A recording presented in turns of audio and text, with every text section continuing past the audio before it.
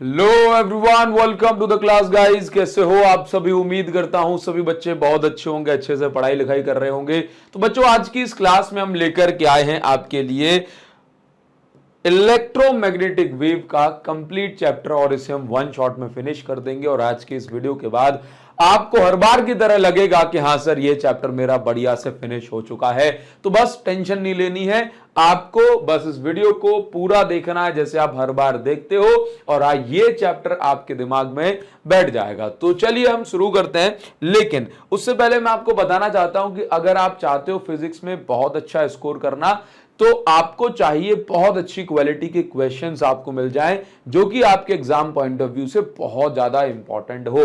क्योंकि देखो, अब मुझे पता है कि आपके पास मोटी कोई ना कोई बुक जरूर होगी, और उस मोटी बुक की प्रिपरेशन करने में भी आपको दिक्कत आ रही होगी, क्योंकि उस बुक में बहुत सारे क्वेश्चन हैं, हर एक टॉपिक से क्वेश्चन दिए हुए हैं। तो आपको यह समझ में नहीं आ पाता कि कौन से क्वेश्चन है, मुझे कितना टाइम देना है। अगर मैं इन क्वेश्चन पे टाइम दे दूं और एग्जाम में इनमें से एक भी ना फंसे, फिर तो ये पूरा ही दिक्कत वाली बात हो जाएगी। तो आपको चाहिए कुछ ऐसा स्टडी मटेरियल, ऐसी बुक जिससे अगर आप प्रैक्टिस करें तो आपकी प्रैक्टिस में चार चांद लग जाएं, और आपका जो टाइम है वो सही क्वेश्चंस में इन्वेस्ट हो। ऐसे केस में हम आपके लिए लेकर के आए हैं हमारी अपनी फिजिक्स बुक। ये जो फिजिक्स बुक है, जैसे मैं आपको पहले बताना चाहूंगा, ये है हमारी फिजिक्स क्वेश्चन बैंक। इस क्वेश्चन बैंक के अंदर आपको क्या मिल रहा है? आपको एक चैप्टर की थ्योरी मिल रही है, साथ में आपको जो नोट्स हैं वो मिल रहे हैं, और क्वेश्चन प्रैक्टिस करने में मिल रहे हैं। क्वेश्चंस के अंदर प्रीवियस ईयर के इंपॉर्टेंट क्वेश्चन, एनसीईआरटी एग्जाम्पलर के इंपॉर्टेंट क्वेश्चन, और नए कॉन्सेप्चुअल क्वेश्चन जो कि हर एक इंपॉर्टेंट टॉपिक से इसके अंदर कवर करे गए हैं। अगर आप इसको प्रैक्टिस करते हो ईमानदारी से, तो आप पाएंगे कि आपके फिजिक्स में जो मार्क्स हैं वो बहुत ज़्यादा इंप्रूव होंगे, और इसके साथ साथ आपको फिजिक्स में जो है मन भी लगेगा पढ़ने में। क्योंकि जब अपन से क्वेश्चन एग्जाम में बनते हैं ना, देखे हुए क्वेश्चन मिलते हैं, तो मन लगता है अपना सब्जेक्ट को पढ़ने में। इसके साथ साथ हमारी ये दूसरी बुक हम बता रहे हैं आपको, ये हमारी वन शॉट बुक। इस वन शॉट बुक के अंदर हमने थ्योरी नहीं रखी है, हर एक चैप्टर को 2 पेज में माइंड मैप के फॉर्म में फिनिश किया है। तो अगर आपके पास नोट्स हैं, ठीक, आपको नोट्स नहीं चाहिए, आपको थ्योरी नहीं चाहिए, आप चाहते हो कि सर डायरेक्ट मुझे क्वेश्चंस प्रैक्टिस करने को मिल जाए विद सॉल्यूशन, तो आप हमारी इस वन शॉट बुक को प्रैक्टिस कर सकते हैं। दोनों ही बुक बेस्ट हैं, दोनों ही बुक में जो नंबर ऑफ क्वेश्चंस हैं लगभग सेम है। तो आप अगर चाहते हैं कि नहीं सर मुझे तो बस क्वेश्चन प्रैक्टिस करने को मिल जाए, तो आप ये वन शॉट बुक ले सकते हो। सर थ्योरी के साथ क्वेश्चन प्रैक्टिस करने को मिल जाए, तो आप ये बुक ले सकते हो। दोनों ही बुक में बेस्ट क्वालिटी क्वेश्चंस है, जो कि एग्जाम पॉइंट ऑफ व्यू से इंपॉर्टेंट है। मैं तो कहूंगा आप लेट मत होना, अभी इस बुक को ऑर्डर करें। बुक को ऑर्डर करने की जो लिंक है वो इस वीडियो के डिस्क्रिप्शन और कमेंट सेक्शन में आपको दी गई है। और इसके साथ साथ मैं आपको बताना चाहता हूं कि इस चैप्टर के जो नोट्स हैं वो आपको टेलीग्राम पे मिल जाएंगे। टेलीग्राम चैनल को ज्वाइन करने के लिए आपको इस वीडियो के डिस्क्रिप्शन में लिंक दी गई है। आप हमारा कोर्स भी ज्वाइन कर सकते हैं, विनर्स बैच। और ज्यादा जानकारी के लिए आप इस नंबर पर मैसेज कर सकते हैं, आपको सारी चीजें समझा दी जाएंगी कि इस कोर्स के अंदर क्या है, आप कब इस कोर्स को परचेज कर सकते हो, आपके लिए फिट है कि नहीं, और क्या चीजें ऐसी होंगी जो आपकी फिजिक्स को इंप्रूव करने में आपकी मदद करेंगी। तो आप इस नंबर पे व्हाट्सएप करना और बस इतना लिखना हेल्प, तो आपको सारी जानकारी दे दी जाएगी, है ना, फिजिक्स में कैसे आप बहुत अच्छा स्कोर कर सकते हैं। बस आप इस नंबर पे हेल्प लिख के सेंड करोगे तो आपको सारी इंफॉर्मेशन मिल जाएगी। ठीक है, मैं ही सब कुछ आपको बता दूंगा। चलिए तो शुरुआत करते हैं, और सबसे पहले इलेक्ट्रोमैग्नेटिक वेव जो हमें पढ़ना है उसकी शुरुआत करेंगे। लेकिन उससे पहले मैं आपको बताना चाहता हूं, ये जो व्यक्ति आप देख रहे हो, सफेद सी दाढ़ी, कुछ बाल इसके काले हैं, थोड़े से बाल ऊपर से जो है गायब हैं, और आप देख रहे हो मस्त ग्रीन कलर का कोट। मुझे लगता है कि किसी ने इसको, उस टाइम पे कलर्ड फोटो तो होती नहीं होगी, तो इस बंदे को थोड़ा सा रंगीन बनाने के लिए किसी ने इसको मस्त उस पे सॉफ्टवेयर वगैरह से ऐसा कर दिया है। और इसके चेहरे पे जो चमक आप देख रहे हो वो भी एआई की चमक है, ध्यान रखना। तो आप इस व्यक्ति को इतना साधारण समझ रहे हो ना, ये उतना साधारण नहीं था, ये पूरे इलेक्ट्रोमैग्नेटिज्म का पापा है, ध्यान रखो। हाँ, एक और पापा हम पढ़ेंगे इलेक्ट्रोमैग्नेटिक वेव के, जो हर्ट्ज होंगे, लेकिन सच्ची पापा यही है, क्योंकि इनने ही सारा कॉन्सेप्ट दिया, पूरा दिमाग इनका ही था। हाँ, अब मैं आपको समझाता हूँ कि भाई देखो है क्या।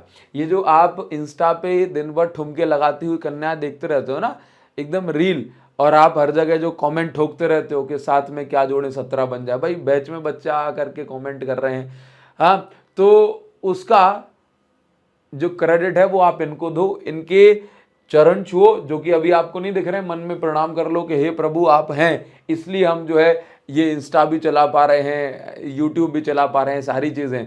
क्यों? क्योंकि यही हैं जिन्होंने हमें इलेक्ट्रोमैग्नेटिक वेव की थ्योरी दी। इलेक्ट्रोमैग्नेटिक वेव नहीं होती तो हम जो है फोन पे भी बात नहीं कर पाते। जैसे इनका मैं बताऊं कि इन्होंने अपना पहला बर्थडे जो है 1831 में पैदा हुए, और पहला बर्थडे इन्होंने अपना जो 1832 में मनाया, और आखिरी बर्थडे इन्होंने अपना मनाया 1879 में। तो आप ये देख लो कि अगर इनका बर्थडे ना मनता तो आज अपन भी फोन पे किसी का बर्थडे नहीं बना पाते। क्यों? इलेक्ट्रोमैग्नेटिक वेव भैया। इंटरनेट कैसे चलेगा आपके फोन में? Electromagnetic wave. हाँ, आप फोन पे बात कैसे करोगे? Electromagnetic wave. तो आप वीडियो कॉल भी कर रहे हो तो इलेक्ट्रोमैग्नेटिक वेव वहां है, तो धन्यवाद नहीं करोगे इसका, इनका धन्यवाद नहीं करोगे? तो बताओ, इनका ही सारा दिमाग था कि इलेक्ट्रोमैग्नेटिक वेव की डिस्कवरी हुई। ठीक है, मैक्सवेल ऐसे साइंटिस्ट थे जिन्होंने अपने दिमाग में पेन पेपर पे, यानी कि कॉन्सेप्चुअली इलेक्ट्रोमैग्नेटिक वेव कैसी दिखती है, कैसे ट्रैवल करती है, इलेक्ट्रोमैग्नेटिक वेव का एग्जिस्टेंस इस दुनिया में है, ये बात हमें किसने बताई? मैक्सवेल ने। तो जेम्स क्लार्क मैक्सवेल, प्यार से आप इसको मैक्सी भी कह सकते हैं, वो नहीं, आप तो चलो पूरा ही नाम लो, नहीं क्यों किसी का नाम बिगाड़ना है, लेकिन फिर भी ये जो मैक्सवेल जो काका हैं, इन्होंने क्या किया? इन्होंने इलेक्ट्रोमैग्नेटिक वेव की डिस्कवरी की, लेकिन मैं क्या कहूंगा, इन्होंने पूरा कॉन्सेप्ट दिया है इसका। क्या दिया? कॉन्सेप्ट। इन्होंने थ्योरेटिकल डिस्कवरी की कि ये जो है कैसे, इसका पूरा माइंड मैप बना करके दे दिया। लेकिन फिर एक साइंटिस्ट हुए, हर्ट्ज। कौन साइंटिस्ट? हर्ट्ज। दिल वाला हर्ट नहीं है ये वही हर्ट्ज हैं जिनके नाम पे आप फ्रीक्वेंसी की यूनिट पढ़ते हो। तो ये जो हर्ट्ज जो साइंटिस्ट हुए, इन्होंने इलेक्ट्रोमैग्नेटिक वेव की एक्सपेरिमेंटल डिस्कवरी की, यानी कि इन्होंने एक्सपेरिमेंट में साबित कर दिया कि हाँ भाई इलेक्ट्रोमैग्नेटिक वेव होती है, और जैसा मैक्सी कह के गए थे ठीक वैसा ही जो है। ठीक है, तो हर्ट्ज को भी डिस्कवरी का क्रेडिट दिया जाता है। इन्होंने पूरा इसका आइडिया डिस्कवर किया, इलेक्ट्रोमैग्नेटिक वेव कैसी है, क्या प्रॉपर्टीज होंगी, और हर्ट्ज ने इसको एक्सपेरिमेंटली इसके एग्जिस्टेंस को साबित कर दिया। तो दोनों को आप बोल सकते हो भाई ये इसके कॉन्सेप्चुअल पापा हैं, ये इसके एक्सपेरिमेंटल पापा हैं। ध्यान रखोगे तो कहा जाए हु डिस्कवर्ड इलेक्ट्रोमैग्नेटिक वेव, तो याद रखना मैक्सी ने डिस्कवर की थी इलेक्ट्रोमैग्नेटिक वेव। फिर कहा जाए कि एक्सपेरिमेंटल एग्जिस्टेंस, एक्सपेरिमेंटल डिस्कवरी किसने की, तो याद रखना हर्ट्ज ने की थी। ठीक है, ध्यान रखोगे। अब मैक्सी ने किस प्रकार से सोचा कि भाई इलेक्ट्रोमैग्नेटिक वेव जो है इस दुनिया में होती होगी, क्या आइडिया था, क्या सारी चीजें, उसको समझने के लिए हमें समझना पड़ेगा डिस्प्लेसमेंट करंट। अब ये डिस्प्लेसमेंट करंट क्या होता है वो मैं थोड़ा सा आपको समझाता हूं। देखिए, सबसे पहले आप ये समझ लो कि भाई एक कैपेसिटर लिया गया, कैपेसिटर में दो प्लेट्स होती हैं, एक ये प्लेट है और दूसरी ये प्लेट है। बीच में कुछ भी नहीं है, बीच में खाली वैक्यूम है, एयर है, और कुछ नहीं है, खाली जगह है। ये एक कैपेसिटर के साथ हमने बैटरी कनेक्ट कर दी, तो ये बैटरी का पॉजिटिव टर्मिनल और ये बैटरी का नेगेटिव टर्मिनल। पॉजिटिव टर्मिनल से करंट, ऑब्वियस सी बात है भाई, इसके पास जाता है तो प्लेट पे कुछ चार्ज आ जाता है। नेगेटिव टर्मिनल के पास जो है नेगेटिव चार्ज यहां से जाता है, तो इस पे नेगेटिव चार्ज आ जाता है। तो ये क्या देखते हैं भाई, यहां पर क्या देखा गया कि अगर मैं एक कंपास लेकर के यहां पर रख दूं तो देखता हूं कि कंपास यहां पर जो है मूवमेंट शो कर रहा है, कंपास में मैग्नेटिक नीडल में डिफ्लेक्शन हो रहा है। तो यहां तो भाई ऑब्वियस सी बात है कि करंट फ्लो होगा तो भाई मैग्नेटिक फील्ड बनेगी, और मैग्नेटिक फील्ड बनेगी तो इसका कांटा डगमगाएगा, यानी डिफ्लेक्शन शो करेगा। और बड़ी नेचुरल सी बात है ना भाई, जहां पे मैग्नेटिक फील्ड बन रही वहां पे जहां पे करंट है वहां मैग्नेटिक फील्ड बनेगी, और जहां मैग्नेटिक फील्ड बनेगी वहां पर कांटे में डिफ्लेक्शन होना तो नॉर्मल सी बात है। लेकिन वो क्या देखते हैं मैक्सवेल कि भाई यहां पर हमने क्या किया कि एक कैपेसिटर को ये कैपेसिटर की प्लेट है, ऐसे एक पॉजिटिव प्लेट एक नेगेटिव प्लेट, और यहां पर ले जा करके एक मैग्नेटिक कंपास को रखा और देखा कि यहां पर भी कंपास ही डगमगा रहा है। बोला यहां क्यों कंपास में डिफ्लेक्शन हो रहा है? क्यों हो रहा है? सोचो कि कई मैग्नेटिक फील्ड जब बनेगी केवल तभी तो मैग्नेटिक नीडल में डिफ्लेक्शन होगा। अगर मैग्नेटिक नीडल में डिफ्लेक्शन हो रहा है इसका अर्थ तो यह हुआ कि यहां पे मैग्नेटिक फील्ड है, इसका अर्थ तो यही हुआ ना। तो सोचने वाली बात यह है कि मैक्सवेल की खोपड़ी जो है यहां पे इनकी ये खोपड़ी जो है बिल्कुल एक्शन में आई कि इन्होंने सोचा कि अरे भाई साहब ये क्या हुआ कि यहां पर तो करंट नहीं है। भाई यहां पे कोई वायर थोड़ी ना है, कैपेसिटर की प्लेट के बीच में तो खाली जगह है। तो बोला यहां पे तो किसी प्रकार का कोई भी करंट नहीं है। अगर कोई करंट नहीं है तो यहां पर फिर मैग्नेटिक फील्ड भी नहीं बन रही होगी, और अगर मैग्नेटिक फील्ड नहीं बन रही है तो फिर कांटा जो है हिलना नहीं चाहिए। लेकिन इस मैग्नेटिक नीडल का कांटा हिल रहा है, ये मैग्नेटिक नीडल में डिफ्लेक्शन हो रही है। इसका अर्थ ये हुआ कि यहां पर मैग्नेटिक फील्ड बन रही है, और मैग्नेटिक फील्ड बन रही है तो उसका कारण क्या है ये समझ में नहीं आ रहा। अरे भाई साहब सोचने वाली बात है कि बिना मैग्नेटिक फील्ड, बिना करंट के मैग्नेटिक फील्ड नहीं बन सकती, और बिना मैग्नेटिक फील्ड के मैग्नेटिक नीडल में किसी प्रकार का डिस्टरबेंस डिफ्लेक्शन नहीं होगा। लेकिन यहां पर जो नीडल है उसमें डिफ्लेक्शन हो रहा था, तो मैक्सी की खोपड़ी जो है डगमगाई और उसने सोचा कि यहां पर भाई क्या हो रहा होगा। तो उसने कहा कि यहां पर कुछ भी कहो करंट नहीं है लेकिन फिर भी मैग्नेटिक फील्ड बन रही है। मैक्सी ने क्या कहा इस बार बताओ कि करंट नहीं है लेकिन फिर भी मैग्नेटिक फील्ड बन रही है। लेकिन उसने कहा कि नेचर कभी भी झूठ नहीं बोलती। नेचर ने कहा कि करंट से मैग्नेटिक फील्ड बनती है तो करंट जरूर होना चाहिए, हमें इसकी बात को मनवाना चाहिए। तो यहां पर क्या पाया गया कि मैक्सी इसको नोटिस कर रहा है ये कैपेसिटर चार्ज हो रहा है। एक समय ऐसा आया कि जब ये कैपेसिटर पूरी तरह से चार्ज हो गया तो उसने देखा कि अभी जैसे ये देख लो कि इस पे चार्ज बढ़ रहा है, तो यहां पर क्या हो रहा है कि अभी भी इस नीडल में डिफ्लेक्शन हो रहा है, अभी भी इस नीडल का कांटा हिल रहा है। एक समय ऐसा आया कि भाई ये कैपेसिटर जो है फुली चार्ज हो गया, और जब ये कैपेसिटर फुली चार्ज हो गया तो पाया गया, जब ये कैपेसिटर फुली चार्ज हो गया तो पाया गया कि इस नीडल में कोई डिफ्लेक्शन नहीं हो रहा। इसका अर्थ क्या हुआ कि स्टार्टिंग में कुछ ऐसा हो रहा था। यहां पे ये बात तो पक्की है कि करंट नहीं है। क्या नहीं है? करंट नहीं है। यहां पे कुछ और है कि भाई अब क्या हुआ स्टार्टिंग में, सोच के देखो, आप खुद से दिमाग लगाओ, आपका आंसर खुद से आना चाहिए कि स्टार्टिंग में डिफ्लेक्शन हो रहा है, स्टार्टिंग में डिफ्लेक्शन हो रहा है, लेकिन एक टाइम के बाद after some time, after full charging, जब ये कैपेसिटर पूरा चार्ज हो गया, फुल चार्जिंग, पूरी चार्जिंग प्रोसेस के बाद ये नीडल में कोई डिफ्लेक्शन नहीं हो रहा। इसका मतलब यह है कि चार्जिंग प्रोसेस के दौरान कुछ ऐसा हो रहा होगा जिससे मैग्नेटिक फील्ड बन रही है, और तभी तो जाकर के जो है इस नीडल में डिफ्लेक्शन हो रहा होगा। तो सोचो कि चार्जिंग प्रोसेस के दौरान क्या हो रहा होगा। आंसर है चार्जिंग जब प्रोसेस चल रही थी तो देखो पहले कम चार्ज था तो इलेक्ट्रिक फील्ड भी कम थी, फिर जैसे जैसे चार्ज बढ़ा वैसे वैसे इलेक्ट्रिक फील्ड बढ़ी, जैसे जैसे चार्ज बढ़ा वैसे वैसे इलेक्ट्रिक फील्ड बढ़ी। ठीक है, तो पूरी चार्जिंग प्रोसेस के दौरान तो डिफ्लेक्शन हो रहा था, लेकिन क्या हो रहा है, लेकिन जैसे चार्जिंग प्रोसेस कम हो गई, मतलब खत्म हो गई, वैसे ही डिफ्लेक्शन रुक गया। इसका मतलब यह हुआ कि जब चार्जिंग प्रोसेस हो रही थी, जब ये कैपेसिटर की प्लेट चार्ज हो रही थी, तो इस समय इलेक्ट्रिक फील्ड कैसी थी, इस समय इलेक्ट्रिक फील्ड वेरिंग थी। कैसी थी? वेरिंग। भाई कैसी थी? देखो इलेक्ट्रिक फील्ड बढ़ रही है, यानी कि चेंजिंग इलेक्ट्रिक फील्ड थी। क्या थी? चेंजिंग इलेक्ट्रिक फील्ड के कारण हमने क्या देखा, यहां पर देखा गया कि चेंजिंग इलेक्ट्रिक फील्ड के कारण यहां पर क्या बन रही है? मैग्नेटिक फील्ड बन रही है। क्या बन रही है? मैग्नेटिक फील्ड बन रही है।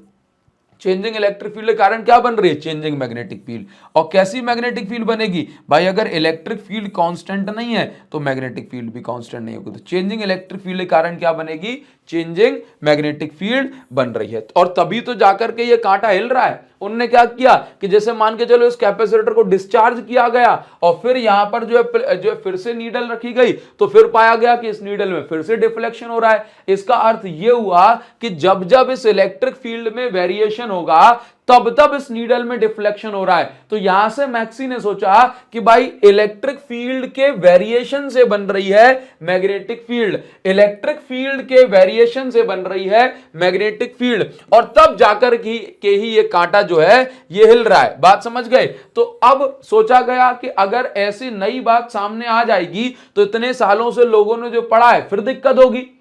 तो उसने, अभी तक तो हमने ये पढ़ा था कि करंट से मैग्नेटिक फील्ड बनती है, तो अब तो वेरिएशन इलेक्ट्रिक फील्ड से भी मैग्नेटिक फील्ड बनने लगी। तो मैक्सवेल ने कहा कि कंफ्यूज होने की बात नहीं है, आप इसको भी क्या बोलो, आप इसको भी करंट बोलो। क्या बोलो? करंट बोलो। और दूसरी बात क्या? दूसरी बात यह है कि यहां से अगर आई करंट निकला, यहां से आई करंट घुसा, तो यहां पर आई करंट अपन को वापस मिलता है। तो बीच में भी क्या बोलना चाहिए कि बीच में भी ये करंट जो है, ये करंट यहां से यहां तक आया, तो बीच में जो वेरिएशन इलेक्ट्रिक फील्ड है इसको भी कह दिया कि अब तुमको एक नया नाम दे दिया जाएगा, तुमको भी करंट कहा जाएगा। और इस करंट का नाम उन्होंने क्या रखा? Displacement current. क्या रखा? Displacement current. क्या रखा बताओ जरा? देखो, करंट यहां से गया, यहां से निकला, तो बोला बीच में क्या हुआ, बीच में करंट कैसे गायब हो गया? तो बोला इसको भी नाम दो कि यहां पे भी करंट बन रहा है, और यही करंट क्या बना रहा है? मैग्नेटिक फील्ड, है ना। तो आप इसको क्या नाम दिया गया? Displacement current. तो एक बार पढ़ेंगे जरा क्या लिखा हुआ है, देखो पढ़ो जरा। The current produced due to change in electric field और variation in electric field is called displacement current. बताएं, बात आपको समझ में आई? अब बाद में क्या हो गया होगा कि बाद में क्यों डिफ्लेक्शन नहीं हो रहा? जब फुल प्रोसेस चार्ज हो गई तो बाद में डिफ्लेक्शन ये नहीं, इसलिए नहीं हो रहा क्योंकि बाद में इलेक्ट्रिक फील्ड कांस्टेंट हो गई। और नेचर जो होती है, नेचर क्या करती है? नेचर हमेशा अपने नियमों को फॉलो करती है। Nature loves symmetry. नेचर आपको प्यार करे चाहे नहीं करे, लेकिन वो सिमेट्री को प्यार करती है कि नहीं? तुम्हें क्यों प्यार करेगी? तुमने पेड़ लगाए दो, नहीं लगाए ना, तो तुमको प्यार भी नहीं करेगी। सुनो, ध्यान दो। तो अभी समझना जरा, ध्यान सुनो कि एक्चुअल में क्या होता है। अपन ने क्या पढ़ा है कि मैग्नेटिक फील्ड कितनी भी हो उससे जो है करंट नहीं बनता। किससे करंट बनता है? फिर बताओ जरा। मैग्नेटिक फील्ड या मैग्नेटिक फ्लक्स में चेंज से करंट बनता है। इसी प्रकार से इलेक्ट्रिक फ्लक्स से करंट नहीं बनता। इलेक्ट्रिक फ्लक्स में चेंज हो रहा हो, इलेक्ट्रिक फील्ड में वेरिएशन हो रही हो, उससे करंट बनता है। तो नेचर हमेशा जो है नियम को फॉलो करती है ना। ऐसा नहीं होता कि भाई कल जो है सूरज 4 बजे उगा था और परसों जो है सुबह 8 बजे उग रहा है। ठीक है, वो एक अलग बात है कि बादल काले हैं तो उसकी रोशनी जो है छुप जाती है, तो हमें लगता है कि आज तो सूरज ही ना होगा भाई, है कि नहीं? ये तो बहुत ही बेकार है। देखो, ध्यान दो जरा, ध्यान दो। तो अभी आपको समझ में आ गया होगा डिस्प्लेसमेंट करंट किससे कहा जा रहा है। तो यहां पर हमें एक बात समझ में आई, यहां पर एक बात समझ में आ गई कि जब जब इलेक्ट्रिक फील्ड में वेरिएशन हो रहा होगा तब तब क्या बनेगी? मैग्नेटिक फील्ड बनेगी। क्या बनेगी? मैग्नेटिक फील्ड बनेगी। अब इसके बाद यहां पर आप एक चीज देखें, कि मैग्नेटिक फील्ड में वेरिएशन से क्या होता है? इलेक्ट्रिक फील्ड बनती है। अच्छा एक बात बताओ, क्या आपने ये पढ़ा है? सुनेंगे जरा। क्या आपने ये पढ़ा है कि जब मैग्नेटिक फ्लक्स चेंज होता है तो क्या बनता है? किसी भी सर्किट के अंदर क्या फ्लो होता है? सर, करंट फ्लो होता है। जैसे ये मेरे पास एक कॉइल है, इसका फ्लक्स चेंज कराऊंगा तो क्या बनेगा? करंट बनेगा। अच्छा, करंट बनने के लिए क्या जरूरी होता है बताओ जरा? करंट बनने के लिए क्या जरूरी होता है? जैसे एक बात बताओ, यहां से इलेक्ट्रॉन इस साइड कब जाएंगे? जब यहां पे पॉजिटिव चार्ज होगा। तो जब करंट बनता है तो उस कंडक्टर के अंदर एक इलेक्ट्रिक फील्ड सेटअप हो जाती है, तभी जाकर के चार्जेस का फ्लो हो पाता है। तो यानी कि जब हम कहते हैं मैग्नेटिक फ्लक्स चेंज हो रहा है तो उससे करंट बनता है। और करंट केवल कब बन पाता है? जब किसी कंडक्टर के अंदर इलेक्ट्रिक फील्ड बन रही हो तब करंट बन पाता है, नहीं तो करंट नहीं बन पाएगा। ठीक है, तो इसका मतलब यह हुआ कि जब जब मैग्नेटिक फ्लक्स में चेंज होता है तो इलेक्ट्रिक फील्ड बनती है उस कंडक्टर के अंदर, केवल तभी करंट फ्लो हो पाता है। और आप कहेंगे कि जब हमने अभी पढ़ा कि इलेक्ट्रिक फ्लक्स चेंज होता है तब तब जो है मैग्नेटिक फील्ड भी बनती है। और हमने ये कहां देखा? बिटवीन प्लेट्स ऑफ कैपेसिटर हमने ये चीज नोटिस की। आप में से बहुत सारे बच्चों का दिमाग घूम गया होगा ये सुनकर के कि सर कंडक्टर के अंदर तो इलेक्ट्रिक फील्ड 0 होती है। ना मुन्ना ना, वो बात आपने सही पढ़ी है बिल्कुल, लेकिन जब बैटरी लगाते हैं ना, बैटरी, तो बैटरी इसके एक एंड को हमेशा पॉजिटिव बनाए रखती है, एक एंड को नेगेटिव। तो इस केस में एक्सटर्नल सोर्स लगाने पर इसके अंदर भी इलेक्ट्रिक फील्ड बन जाती है। ध्यान रखेंगे इस बात को। चलिए, तो ये कुछ बहुत काम की बातें हैं जो मैंने आपको सिर्फ पढ़ के नहीं सुनाई, आपको इसको बताया भी कि कैसे कैसे सारी चीजें होती हैं। ठीक है, तो ये जो सारी सोच थी किसकी थी? मैक्सवेल की थी। अब एक बात आप यहां पर सोचें कि नेचर में सिमेट्री कितना काम है। जैसे रेस्ट चार्ज की बात करूं, किसकी बात करूं? रेस्ट चार्ज की बात करूं, तो रेस्ट चार्ज आप देखते हैं क्या बनाता है? रेस्ट चार्ज बनाता है ओनली इलेक्ट्रिक फील्ड। क्या बनाता है? ओनली इलेक्ट्रिक फील्ड बनाता है रेस्ट चार्ज। अगर मैं बात करूं मूविंग चार्ज क्या बनाता है, तो मूविंग चार्ज क्या बनाएगा बताओ जरा। देखो, चार्ज है तो उसका जन्म सिद्ध अधिकार है कि वो इलेक्ट्रिक फील्ड बनाएगा। चार्ज है तो उसका जन्म सिद्ध अधिकार है कि इलेक्ट्रिक फील्ड तो बनाएगा बनाएगा, लेकिन मूविंग चार्ज है इसलिए, बोलो, इसलिए वो मैग्नेटिक फील्ड भी बनाएगा। तो मैग्नेटिक फील्ड भी बनाएगा और इलेक्ट्रिक फील्ड भी बनाएगा, मूविंग चार्ज दोनों बनाएगा। रोक सको तो रोक लो। ठीक है, अच्छा, इसके बाद अब चार्ज जो मूविंग है वो दो तरह से मूविंग चार्ज हो सकता है। एक तो कैसा चार्ज होगा? ये कांस्टेंट। एक तो चार्ज जो मूव कर रहा है वो कैसे मूव कर रहा होगा? Constant moving charge. कैसा? Constant moving charge. अगर चार्ज कांस्टेंट स्पीड से, कांस्टेंट वेलोसिटी से मूव कर रहा है तब क्या होगा? तो याद रखिए कि अगर चार्ज कांस्टेंट रेट से मूव कर रहा है तो ये कैसी इलेक्ट्रिक फील्ड बनाएगा? कांस्टेंट इलेक्ट्रिक फील्ड बनाएगा और कांस्टेंट मैग्नेटिक फील्ड बनाएगा। Constant electric field and constant magnetic field बनाएगा, है ना, मतलब जिसका मैग्नीट्यूड सेम हो रहा होगा। ठीक है, लेकिन अगर चार्ज कैसा है? एक्सेलरेटिंग चार्ज है। कैसा है? एक्सेलरेटिंग। एक्सेलरेटिंग चार्ज मतलब मूविंग चार्ज है, लेकिन कैसा?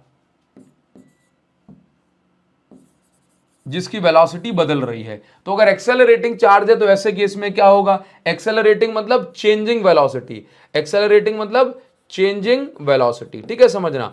तो अगर चार्ज की वेलोसिटी चेंज हो रही है, चार्ज की वेलोसिटी चेंज हो रही है, तो ये क्या करेगा? ये इलेक्ट्रिक फील्ड और मैग्नेटिक फील्ड, क्योंकि मोशन में तो इलेक्ट्रिक फील्ड और मैग्नेटिक फील्ड तो बनाएगा, लेकिन कैसी इलेक्ट्रिक फील्ड और मैग्नेटिक फील्ड बनाएगा? देखो, कांस्टेंट वेलोसिटी थी तो कांस्टेंट इलेक्ट्रिक फील्ड और कांस्टेंट मैग्नेटिक फील्ड।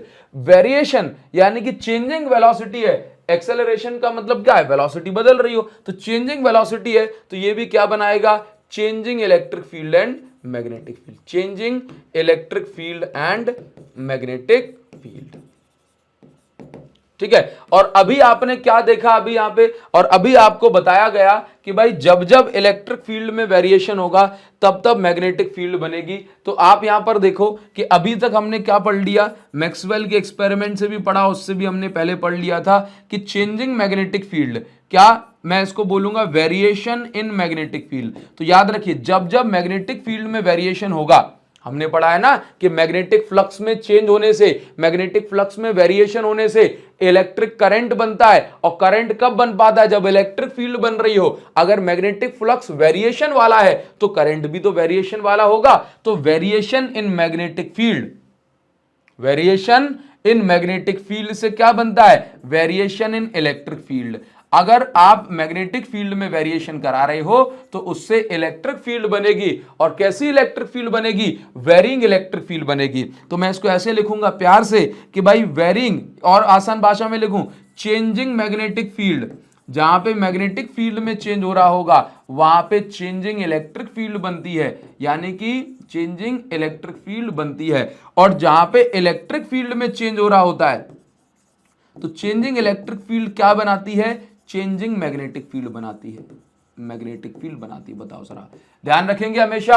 हमेशा एक बात का याद रखें कि हमने इससे पहले भी तो पढ़ा इलेक्ट्रोमैग्नेटिक इंडक्शन में कि जब जब मैग्नेटिक फ्लक्स में चेंज होता है तब तब क्या होता है भाई? करंट बनता है, करंट इंड्यूस होता है। अब करंट अपने आप थोड़ी ना इंड्यूस हो जाएगा, करंट तो इंड्यूस कब होगा? जब चार्जेस मोशन में आएंगे। और चार्जेस मोशन में कब आएगा? ये इलेक्ट्रॉन इस साइड कब भागेगा? जब इसके पापा पॉजिटिव चार्ज यहां बैठे होंगे।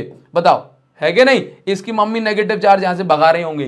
तो बताओ जरा, यहां से भागेगा तब जाकर काम होगा इसका। और ये पॉजिटिव यहां, नेगेटिव यहां बना तो बीच में इलेक्ट्रिक फील्ड नहीं बन रही हो। क्या बात करते हो यार तुम, है कि नहीं? समझो। तो यहां पर ध्यान रखना कि जब जब मैग्नेटिक फ्लक्स में जब जब मैग्नेटिक फ्लक्स में चेंज होता है करंट बनता है। करंट मतलब इस कंडक्टर के अंदर इलेक्ट्रिक फील्ड बनेगी ही, केवल तब ही चार्ज का फ्लो हो सकता है। तो हम क्या पढ़े कि मैग्नेटिक फ्लक्स में जब जब चेंज होगा तब तब इलेक्ट्रिक फील्ड बनेगी, यानी कि चेंजिंग मैग्नेटिक फील्ड बनाती है चेंजिंग इलेक्ट्रिक फील्ड। और अभी हमने पढ़ा कि भाई डिस्प्लेसमेंट करंट में कि चेंजिंग इलेक्ट्रिक फील्ड भी क्या बनाती है, चेंजिंग इलेक्ट्रिक फील्ड बनाती है चेंजिंग मैग्नेटिक फील्ड। ठीक है, इस बात को ध्यान रखो कि भूल मत जाना, ध्यान रखो सारा जो कहानी है वो यहीं पे है। तो अब यह बात हमेशा के लिए साबित हो गई कि अगर हमारे पास क्या है, चेंजिंग इलेक्ट्रिक फील्ड है, यदि हमारे पास कैसी है, चेंजिंग इलेक्ट्रिक फील्ड है, तो वो चेंजिंग इलेक्ट्रिक फील्ड किसको प्रोड्यूस करेगी, आंसर है चेंजिंग मैग्नेटिक फील्ड को। ठीक है, और यदि हमारे पास चेंजिंग मैग्नेटिक फील्ड है तो वो फिर किसको प्रोड्यूस करेगी, चेंजिंग इलेक्ट्रिक फील्ड को। यानी कि variation in electric field produces variation magnetic field, और अगर अब मैग्नेटिक फील्ड में वेरिएशन हुआ तो वो बनाएगा वेरिएशन इलेक्ट्रिक फील्ड, फिर वो वेरिएशन इलेक्ट्रिक फील्ड बनाएगा वेरिएशन मैग्नेटिक फील्ड, और इस प्रकार से जो इलेक्ट्रोमैग्नेटिक वेव है ये अब हमेशा के लिए ट्रेवल करती चली जाती है। इलेक्ट्रोमैग्नेटिक वेव की शुरुआत कैसे हुई, यानी कि अब आप ये देख रहे हो कि इलेक्ट्रोमैग्नेटिक जो वेव का जो आपने नाम सुना, जिस चैप्टर को आप पढ़ना चाह रहे हो, तो इसका नाम इलेक्ट्रोमैग्नेटिक वेव क्यों रखा गया, इलेक्ट्रो मतलब इलेक्ट्रिक फील्ड से इसकी जो है इसको समझा गया, इलेक्ट्रिक फील्ड इसके अंदर होती है। ठीक है, और इसके बाद इलेक्ट्रोमैग्नेटिक वेव, यानी कि इसके अंदर मैग्नेटिक फील्ड भी होती है, इलेक्ट्रोमैग्नेटिक वेव, मैग्नेटिक फील्ड भी इसके अंदर होती है। उसके बाद क्या है भाई, वेव। तो electric field plus magnetic field से जो वेव बन रही है इसको हमने बोला इलेक्ट्रोमैग्नेटिक वेव। और ये इलेक्ट्रोमैग्नेटिक वेव कैसे ट्रेवल करेगी, कैसे बनेगी, तो अभी तक हमने पढ़ा कि अगर एक बार बन गई इलेक्ट्रिक फील्ड, अगर एक बार वेरिएशन यानी कि एक बार अगर बदलती हुई इलेक्ट्रिक फील्ड बनी तो इसी बदलती हुई इलेक्ट्रिक फील्ड से बनेगी फिर बदलती हुई मैग्नेटिक फील्ड। और क्योंकि अब मैग्नेटिक फील्ड बदली है, यानी कि आप ये समझ लो कि एक व्यक्ति ने दूसरे व्यक्ति को, या दो बच्चों ने आपस में लड़ रहे थे, उनने क्या किया कि एक ने थप्पड़ मारा, एक ने, या चलो ऐसे समझ लो, आप ऐसे समझ लो कि भाई दो लोग थे, दो लोग बहुत ही ज्यादा डरपोक थे, दो लोग बहुत ही ज्यादा डरपोक थे। ये है, मान के चलो ये दो लड़कियां हैं, ये दो लड़कियां हैं, ये लड़की है रानी, ये रानी बेटी है, और ये लड़की है पुष्पा, ये दो लड़कियां हैं। अब ये दो लड़कियां जो है, एक रानी है और ये पुष्पा है। अब इन दोनों लड़कियों को क्या है कि थोड़ी रात हो गई, इनको डर लग रहा था, अब भाई कैब वैब कहीं थी नहीं, इनको जाना था अपने घर। ठीक, अब इनको डर क्यों लग रहा था, क्योंकि माहौल गलत है, और ऐसे गलत माहौल को गलत बनाया जाता है, इसलिए हमेशा कोशिश करें कि ऐसा गलत माहौल ना बनाए कि भाई रानी और पुष्पा को अकेले जाने में डर लगे। अगर अपन कहीं रास्ते में जा रहे हैं तो अपन की मदद नहीं कर सकते, तो शांति से रास्ता काट के निकल जाएं, अपना उनका नहीं, खुद का रास्ता कट के आप निकल लें। हाँ, तो मान के चलो कि ये दो लड़कियां हैं, एक है रानी और एक है पुष्पा। अब क्या है कि ये जो है पार्टी वार्टी में आई थी। अब ये मान के चलो कि ये रानी का घर है, किसका घर है, रानी का घर है। ठीक, और ये जो है पुष्पा का घर है। ये दोनों मान के चलिए अकेली रहती थी पीजी में। अब क्या हुआ कि भाई रानी के बर्थडे में पुष्पा आई थी, अब पुष्पा को जाना है कहां पे बताओ जरा, पुष्पा को जाना है अपने घर। तो पुष्पा ने रानी से कहा कि एक काम करते हैं कि भाई तू मुझे छोड़ा, तो ये दोनों गई। अब ये दोनों जो है इसको, ये इसके घर तक इसको कंपनी मिल गई। अब पुष्पा तो अपने घर पहुंच गई। अब रानी कह रही भाई अब मैं अकेली हूं, मुझे डर लग रहा है, अब तू मुझे छोड़ा। तो अब क्या होगा, अब ये पुष्पा आएगी, अब पुष्पा जो आएगी अब यहां आ जाएगी। ठीक है, अब फिर से दोनों कैसे हो गए, दोनों फिर से वही प्रोसेस चलेगी। अब ये कहेगी अब मुझे डर लग रहा है, मैं कैसे जाऊं, तो भाई ये इसको यहां ले जाएगी। अब हो क्या रहा है कि अब कोई किसी को छोड़ नहीं पा रहा, कोई किसी को छोड़ नहीं पा रहा है कि नहीं भाई, आप ये समझो। तो इसका मतलब प्रोसेस ये इसके साथ चलेगी, ये इसके साथ चलेगी, अब इसको भी घर जाना है तो वो इसके साथ चलेगी। तो ये प्रोसेस क्या कभी खत्म हो पाएगी, नहीं खत्म हो पाएगी भाई। एक दो बच्चे थे, दो बच्चे आपस में लड़ गए, दो बच्चे आपस में लड़ गए भाई, एक ही घर के दो बच्चे हैं, है ना, दो भाई हैं। अब हुआ क्या कि एक भाई ने दूसरे भाई में थप्पड़ मारा। ठीक, अब उसके बाद क्या है, उसके बाद जो है जैसे मान लो कि ये भाई बहन हो सकते हैं। ठीक, अब बहन ने अपने भाई या भाई ने अपने भाई बहन में थप्पड़ मार दिया, अब बहन कह रही मैं भी मारूंगी, उसके बाद भाई कह रहा कि तूने मारा तो मैं नहीं छोड़ूंगा, उसने भी मार दिया, ले मार ले, उसका बहन कह रही तूने कैसे मारा, मैं नहीं छोड़ूंगी। अब ये अंत कभी होगा ही नहीं, आखिरी चाटा का इंतजार कर रहे हैं भाई सब लोग। इस कहानी का लेना देना मेरी बहन से कुछ नहीं है, ठीक है, ध्यान रखना। सुनो जरा, तो यहां पर आपसे मैं क्या कह रहा हूं कि ये वेरिएशन समझ रहे हो कि ये वेरिएशन कैसा है कि भाई ये क्या हो रहा है कि तूने मारा, तूने कैसे मारा, आखिरी तूने मारा है, अब बराबर में मैं मारूंगा, है कि नहीं, अब आखिरी उसमें पड़ गया, वो बराबर करने के लिए वो करेगा। तो ये प्रोसेस लगातार चलती रहती है इलेक्ट्रोमैग्नेटिक वेव के अंदर भी, लेकिन रानी पुष्पा का ध्यान रखना है हमेशा, ठीक है। देखो, तो अभी आपको जो बात समझाई गई वो बात यह है कि जैसे electric field, variation in electric field से क्या बनी, वेरिएशन मैग्नेटिक फील्ड। अब चेंजिंग मैग्नेटिक फील्ड बन गई तो ये क्या करेगी, ये कहेगी कि भाई चेंज इन मैग्नेटिक फील्ड बनी है, अब इस चेंजिंग मैग्नेटिक फील्ड से क्या बन जाएगी, चेंजिंग इलेक्ट्रिक फील्ड बन जाएगी। क्या बन जाएगी, चेंजिंग इलेक्ट्रिक फील्ड बन जाएगी। अब इलेक्ट्रिक फील्ड में वेरिएशन से क्या प्रोड्यूस होगी, इलेक्ट्रिक फील्ड में वेरिएशन से प्रोड्यूस होगी फिर से वेरिएशन इन मैग्नेटिक फील्ड। अब क्या होगा, अब मैग्नेटिक फील्ड में वेरिएशन हुआ, अब ये किसको जन्म दे देगी, ये जन्म देगी, यानी कि ये बनाएगी आपके वेरिएशन इन इलेक्ट्रिक फील्ड। अब इलेक्ट्रिक फील्ड में वेरिएशन हुआ तो जैसे ही इलेक्ट्रिक फील्ड में वेरिएशन हुआ क्या बन गए, वेरिएशन इन मैग्नेटिक फील्ड। और ये जो साइकिल है ये लगातार चलती चली जाती है। तो इस प्रकार से इलेक्ट्रोमैग्नेटिक वेव प्रोड्यूस होती है। इलेक्ट्रिक फील्ड के वेरिएशन ने प्रोड्यूस करा मैग्नेटिक फील्ड का वेरिएशन, अब मैग्नेटिक फील्ड के वेरिएशन से प्रोड्यूस होगा इलेक्ट्रिक फील्ड का वेरिएशन, फिर इलेक्ट्रिक फील्ड के वेरिएशन से प्रोड्यूस होगा मैग्नेटिक फील्ड का वेरिएशन, और ये जो है प्रोसेस लगातार होती चली जाएगी। और इस प्रकार से इलेक्ट्रोमैग्नेटिक वेव इनफाइनाइट डिस्टेंस तक बहुत तेजी से बढ़ती चली जाती हैं। बताओ जरा, क्या आपको ये बात समझ में आई? अगर आपको ये बात समझ में आ गई तो बहुत बढ़िया बात है।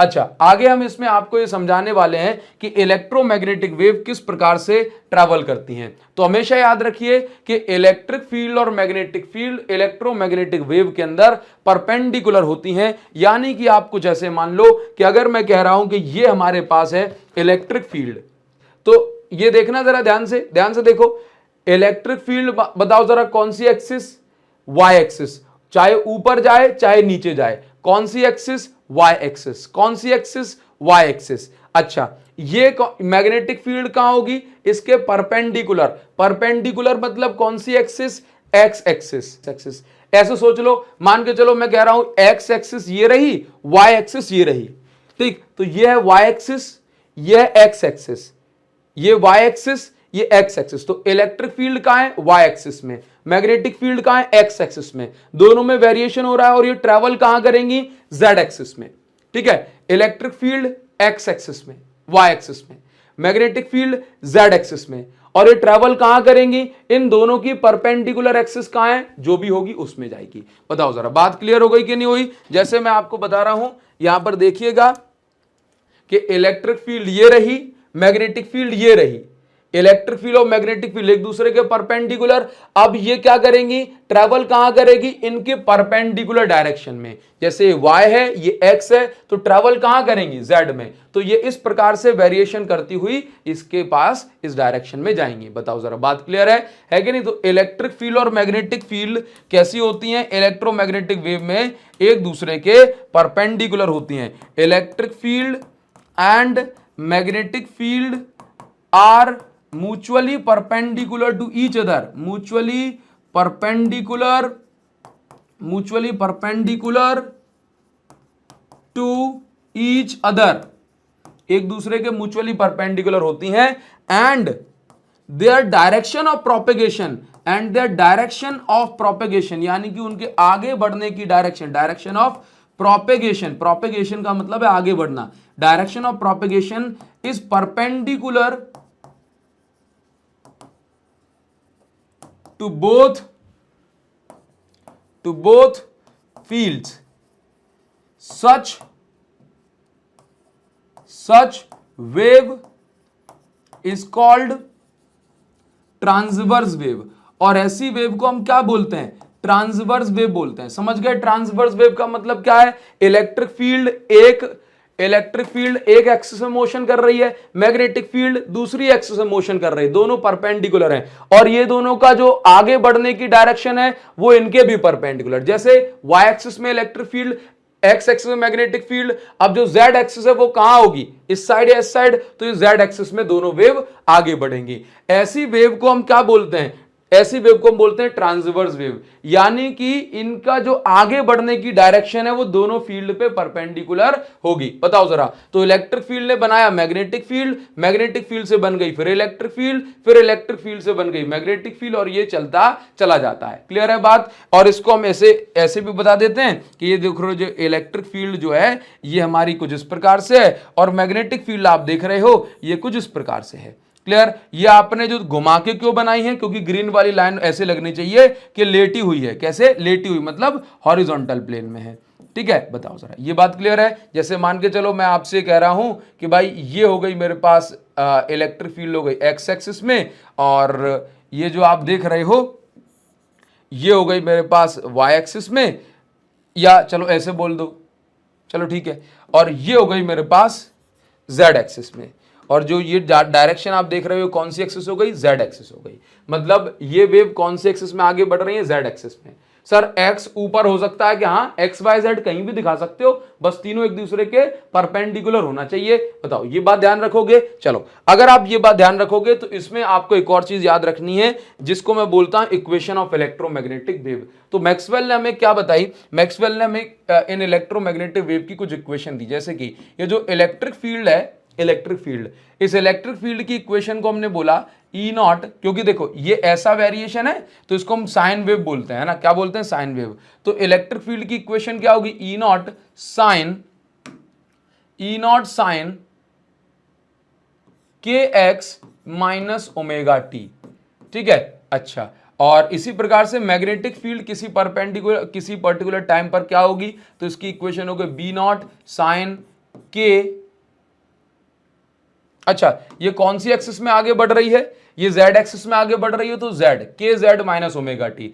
अगर जो फील्ड है वो एक्स एक्सिस में आगे बढ़े तो के एक्स माइनस ओमेगा टी लिखना, ये के जेड माइनस ओमेगा टी, ये मैग्नेटिक फील्ड की बात हो गई। ठीक है, के क्या है सर, ये के जो है इसको हम बोलते हैं वेव वेक्टर। क्या बोलते हैं, वेव वेक्टर, और इसका फॉर्मूला होता है 2 pi by lambda, 2 pi by lambda. ठीक है, 2 पाई बाय लैम्डा। लैम्डा क्या है, इन वेव की वेवलेंथ की बात की जा रही है। और ओमेगा क्या होता है, ओमेगा होता है हमारे पास 2 पाई बाय टी या 2 पाई न्यू। जब जैसे जरूरत होगी तब हम वैसा पुट करेंगे। के की वैल्यू आपको क्वेश्चन वगैरह में रख के दी जाएगी, तो उसके हिसाब से अपन क्वेश्चन सॉल्व करेंगे। बता दूंगा किस प्रकार से क्वेश्चन आता है। थोड़ा सा हम आगे बढ़ते हैं और अब हम पढ़ते हैं इन इलेक्ट्रोमैग्नेटिक वेव की प्रॉपर्टी। अगर आपको इतनी बात समझ में आ गई ना भाई, तो अब कोई दिक्कत नहीं होने वाली। इलेक्ट्रोमैग्नेटिक वेव की प्रॉपर्टीज पे हम आगे बढ़ जाते हैं। देखिए, आगे बढ़ते हैं इलेक्ट्रोमैग्नेटिक वेव की प्रॉपर्टीज और उनके टाइप समझने से पहले आपको मैक्सी की 4 इक्वेशन समझा देता हूं, क्योंकि फ्लो में हम थोड़ा सा आगे बढ़ गए और ये थोड़ा सा पार्ट रह गया है, 5 मिनट का है।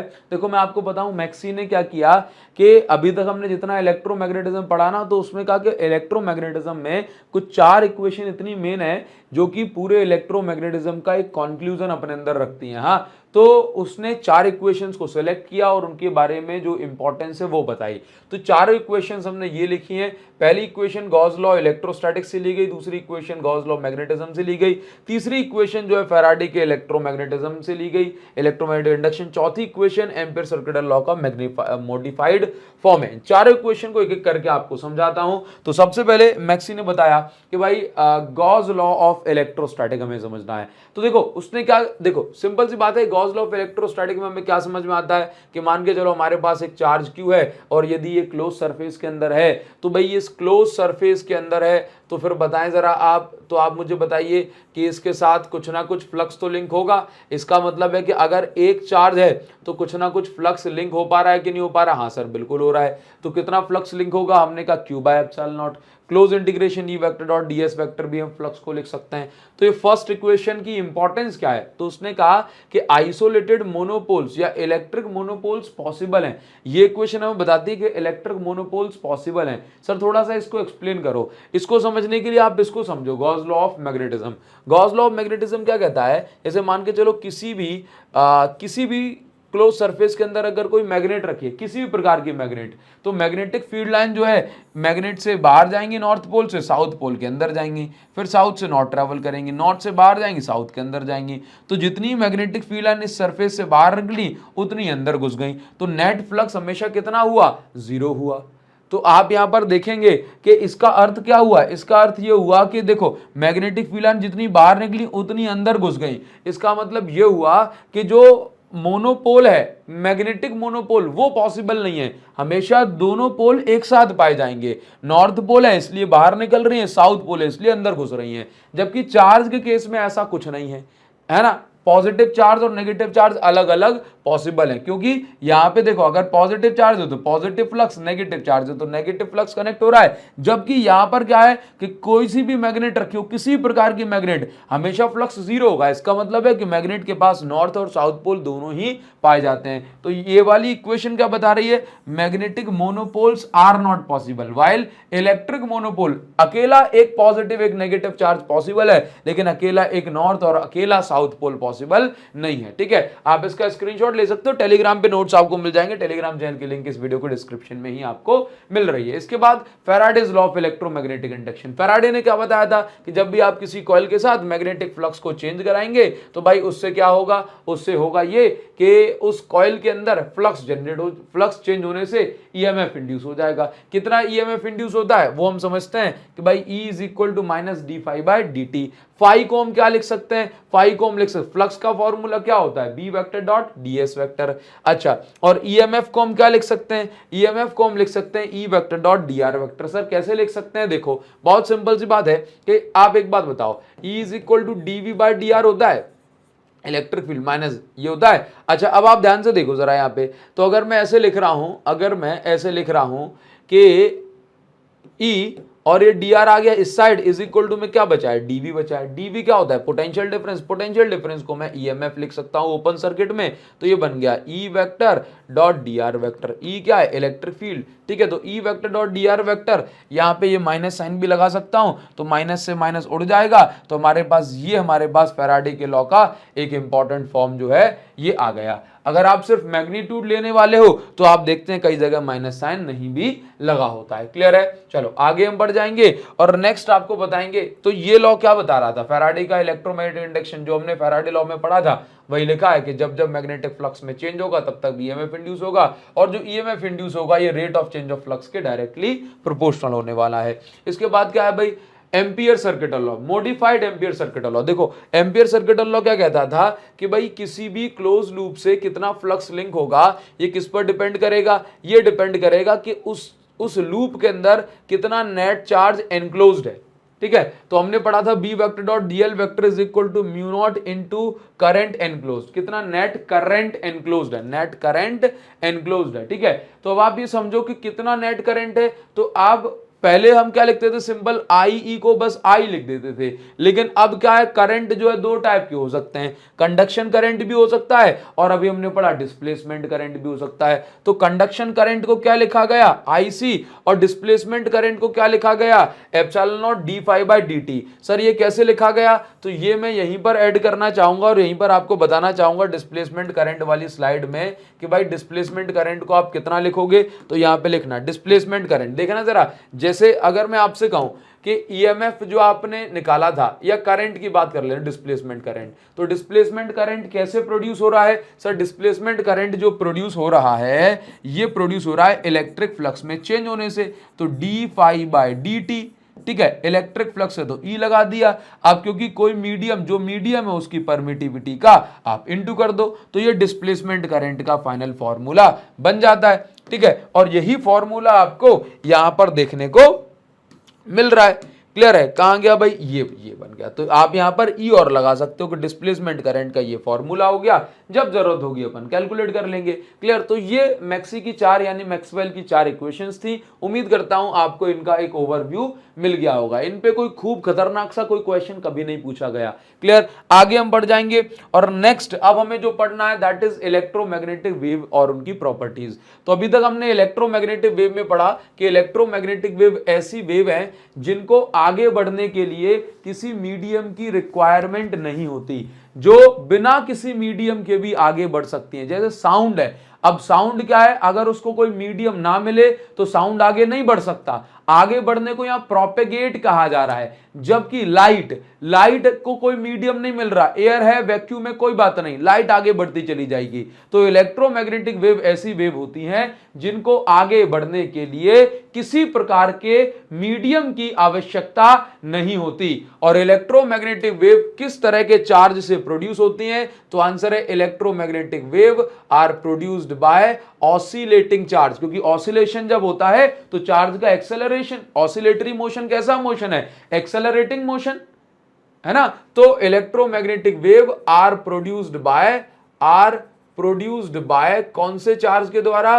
Bye oscillating charge, by oscillating charge के द्वारा ये प्रोड्यूस होती है। ठीक है, ध्यान रखना, क्योंकि ऑसिलेटिंग चार्ज एक्सेलरेटिंग चार्ज है। Accelerating charge changing electric field और चेंजिंग मैग्नेटिक फील्ड बनाएगा, फिर वो आपस में एक दूसरे को बनाती रहेंगी। ठीक है, अच्छा, इसके बाद हमें इलेक्ट्रोमैग्नेटिक वेव की प्रॉपर्टीज पढ़ना है। तो भाई इलेक्ट्रोमैग्नेटिक वेव पर नेट चार्ज जीरो होता है, उन पर किसी प्रकार का कोई चार्ज नहीं होता है। तो इलेक्ट्रोमैग्नेटिक वेव कैसी है? चार्जलेस है। अब क्योंकि चार्ज नहीं है तो ना तो इलेक्ट्रिक फील्ड और ना ही मैग्नेटिक फील्ड, ये किसी भी प्रकार की फील्ड जो होती है इनको फोर्स लगा के अपनी ओर ना तो खींच सकती है और ना ही धक्का दे सकती है। तो इलेक्ट्रोमैग्नेटिक वेव चार्जलेस है, ये इलेक्ट्रिक फील्ड और मैग्नेटिक फील्ड में अनडिफ्लेक्टेड रहती हैं। अनडिफ्लेक्टेड मतलब इनको कोई चेंज नहीं कर पाती। ठीक है, जैसे मान के चलो यहां से इलेक्ट्रोमैग्नेटिक वेव गुजर रही है, अब यहां पर आपने इलेक्ट्रिक फील्ड अप्लाई कर दी तो इसको कोई फर्क नहीं पड़ेगा। ठीक है, दूसरा पॉइंट क्या है? दे मूव विद, सभी जो इलेक्ट्रोमैग्नेटिक वेव है वो इस स्पीड से आगे बढ़ती हैं, 3 × 10⁸ मीटर पर second in vacuum. Speed of light को क्योंकि हम समझते हैं ना आसान भाषा में, तो सभी इलेक्ट्रोमैग्नेटिक वेव की जो स्पीड है वो इतनी होती है। और इसको निकालने का, इस स्पीड को निकालने का जो फॉर्मूला होता है, इलेक्ट्रोमैग्नेटिक वेव के पास एनर्जी भी होती है और ये मोमेंटम भी कैरी करते हैं। कैसे आपको समझाएंगे? तो इलेक्ट्रोमैग्नेटिक वेव जो है एनर्जी और मोमेंटम दोनों कैरी करते हैं और इनकी जो स्पीड है वो इस फॉर्मूले से निकाली जाती है। 3 × 10⁸ मीटर पर सेकेंड है, वो भी इसी फॉर्मूले से निकाली। यदि किसी मीडियम में हम इलेक्ट्रोमैग्नेटिक वेव की बात करें तो उसका फॉर्मूला होता है म्यू इंटू एप्सिलॉन, है ना। मतलब जो उस मीडियम की जो भी रिलेटिव परमेबिलिटी होगी और जो भी आपके उस मीडियम की जो भी परमिटिविटी होगी और मीडियम की जो भी परमेबिलिटी होगी, है ना, उनकी जो है वैल्यूज पुट करोगे आंसर आएगा। ठीक है, इलेक्ट्रोमैग्नेटिक वेव नेचर में कैसी है? ट्रांसवर्स है, वो मैंने आपको बता ही दिया। इलेक्ट्रिक फील्ड, मैग्नेटिक फील्ड, इन दोनों के इसका वाइब्रेशन ऐसे, इसका वाइब्रेशन ऐसे, अब ये दोनों एक दूसरे के परपेंडिकुलर डायरेक्शन में आगे बढ़ेंगी। ठीक है, ये इसकी कुछ इंपॉर्टेंट प्रॉपर्टीज हैं। इसके बाद हम आगे बढ़ जाते हैं इलेक्ट्रोमैग्नेटिक वेव में। ये मैंने आपको बता ही दिया, ये इनका पैटर्न है, बनाना कैसे है वो भी आपको समझा दिया है। एक लाइन ऐसे बनाओ, एक लाइन जो है ऐसे बनाओ तिरछा, और ऐसे butterfly butterfly, green green butterfly, ऐसे करके आप बना के और इनको बढ़िया सा कलर कर देना। ठीक है, अब देखो इलेक्ट्रोमैग्नेटिक वेव की हम बात करें तो there are 7 ranges of electromagnetic wave. मतलब ये जो आपने लिखा है इलेक्ट्रोमैग्नेटिक वेव 7 टाइप्स की होती हैं, तो आप एक्चुअल में इनको 7 टाइप्स ना कह करके आप इनको रेंज बोलो। टाइप कहना गलत नहीं होगा, बट रेंज एक ज्यादा सही बात है। एक्चुअल में क्या है, जैसे एक स्पेक्ट्रम पूरे रेंज है फ्रीक्वेंसीज की, अब किसकी कितनी फ्रीक्वेंसी है उसके हिसाब पर हमने क्या किया कि भाई उनके इफेक्ट के हिसाब पर हमने बोल दिया कि इस रेंज की फ्रीक्वेंसी के पास ये प्रॉपर्टी है, इस रेंज की फ्रीक्वेंसी के पास ये प्रॉपर्टी है, इस रेंज की फ्रीक्वेंसी के पास ये प्रॉपर्टी है। तो कॉमन प्रॉपर्टी के बेसिस पर हमने इन सबको डिवाइड कर दिया और हमने देखा कि इस प्रकार की टोटल 7 रेंज निकल रही है, 7 स्पेक्ट्रम निकल रहे हैं। तो हमने कहा 7 टाइप्स की इलेक्ट्रोमैग्नेटिक वेव है। ठीक है, तो अब आप ये देखिए कि जो आपको नाम लिखा मिल रहा है ये एक्चुअल में क्या है, ये आपने बचपन से पढ़ा होगा। अरे सर बचपन में तो बहुत ही छोटा था मैं, तो कोई बात नहीं, अभी सुन लो। ये क्या है, ये इसको हम क्या बोलते हैं, गाड़ी XUV in my range.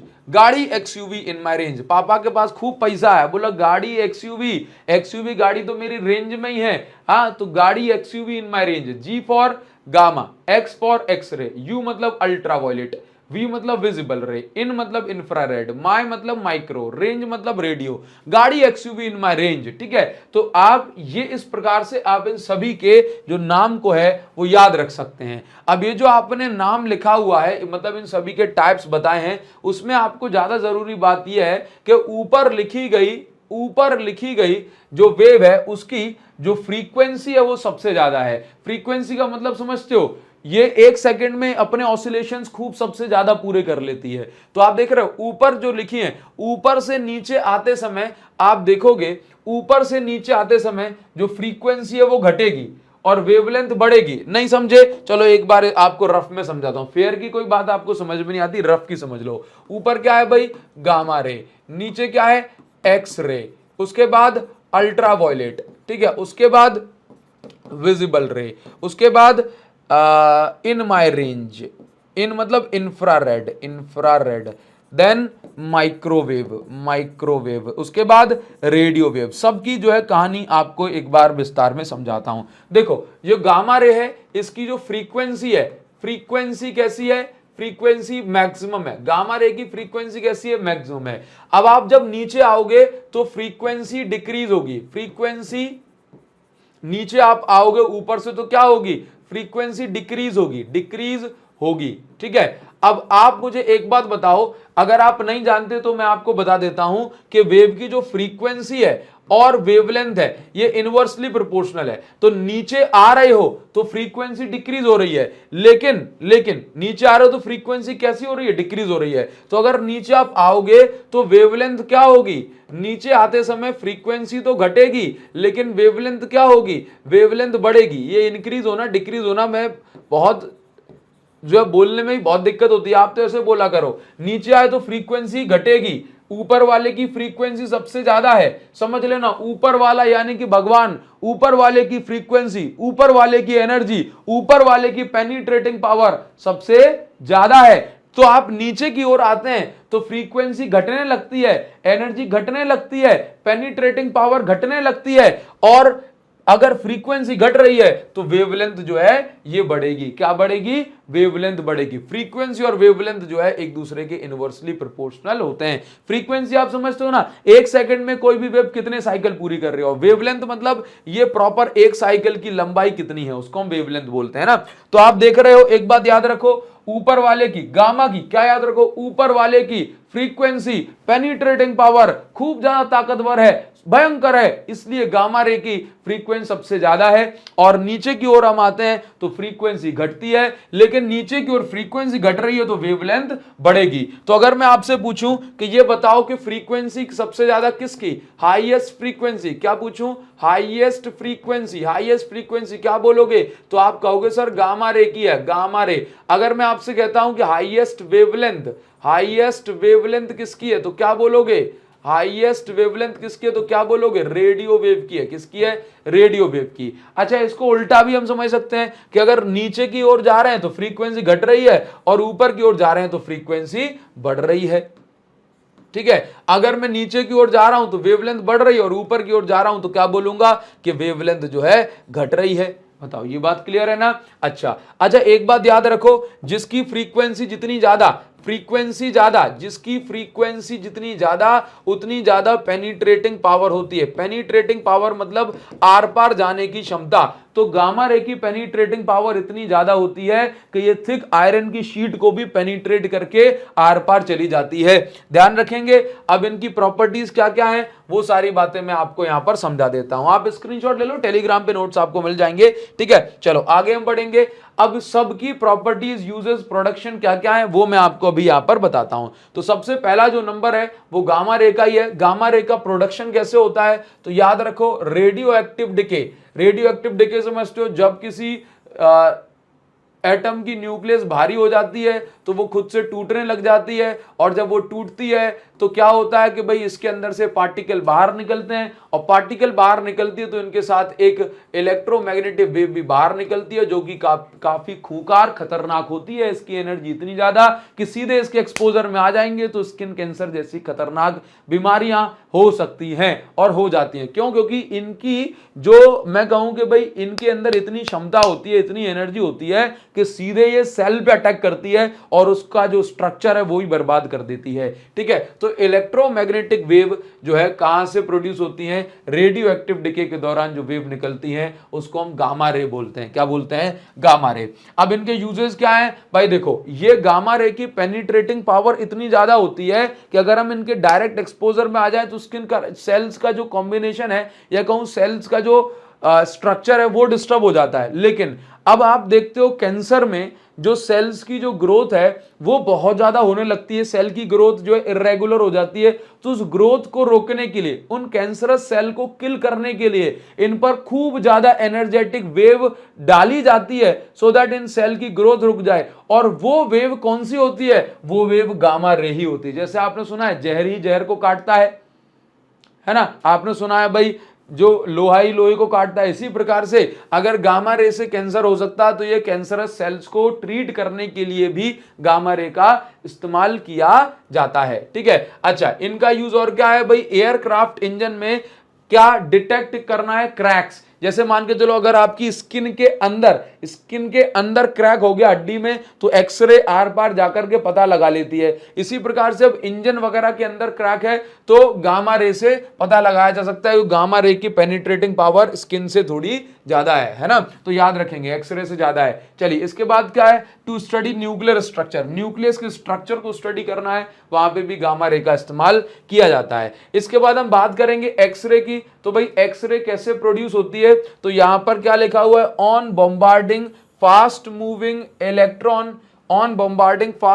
Electron on heavy metal X ray are produced. देखो क्या कहा जा रहा है, जैसे मान के चलो ये कोई मेटल है, अब इस मेटल पे आप खूब फास्ट मूविंग इलेक्ट्रॉन जाकर के स्ट्राइक करोगे तो ये इलेक्ट्रॉन क्या करेगा? ये इलेक्ट्रॉन खूब एनर्जी से जाएगा तो दूसरे इलेक्ट्रॉन से जाकर के वो उसकी एनर्जी को चेंज कर सकता है। तो दूसरा इलेक्ट्रॉन को एनर्जी मिली, अब एनर्जी मिली तो वो क्या करेगा? वो अपनी ऑर्बिट को छोड़ करके दूसरी ऑर्बिट में जाएगा। फिर जब वापस आएगा तो जो एक्स्ट्रा एनर्जी होगी उसको वो इलेक्ट्रोमैग्नेटिक वेव के फॉर्म में रिलीज कर देता है और ऐसी एनर्जी की जो वेवलेंथ और फ्रीक्वेंसी होगी वो इस रीजन में लाई करेगी तो हम उसको एक्सरे बोलेंगे। चलो एक बार और एक्सप्लेन करता हूं। देखो, आप इस चीज को हालांकि केमिस्ट्री में पहले पढ़ चुके होंगे। जैसे मान के चलो किसी एटम पर या किसी मेटल पर एक फास्ट मूविंग इलेक्ट्रॉन जाकर के टकराता है।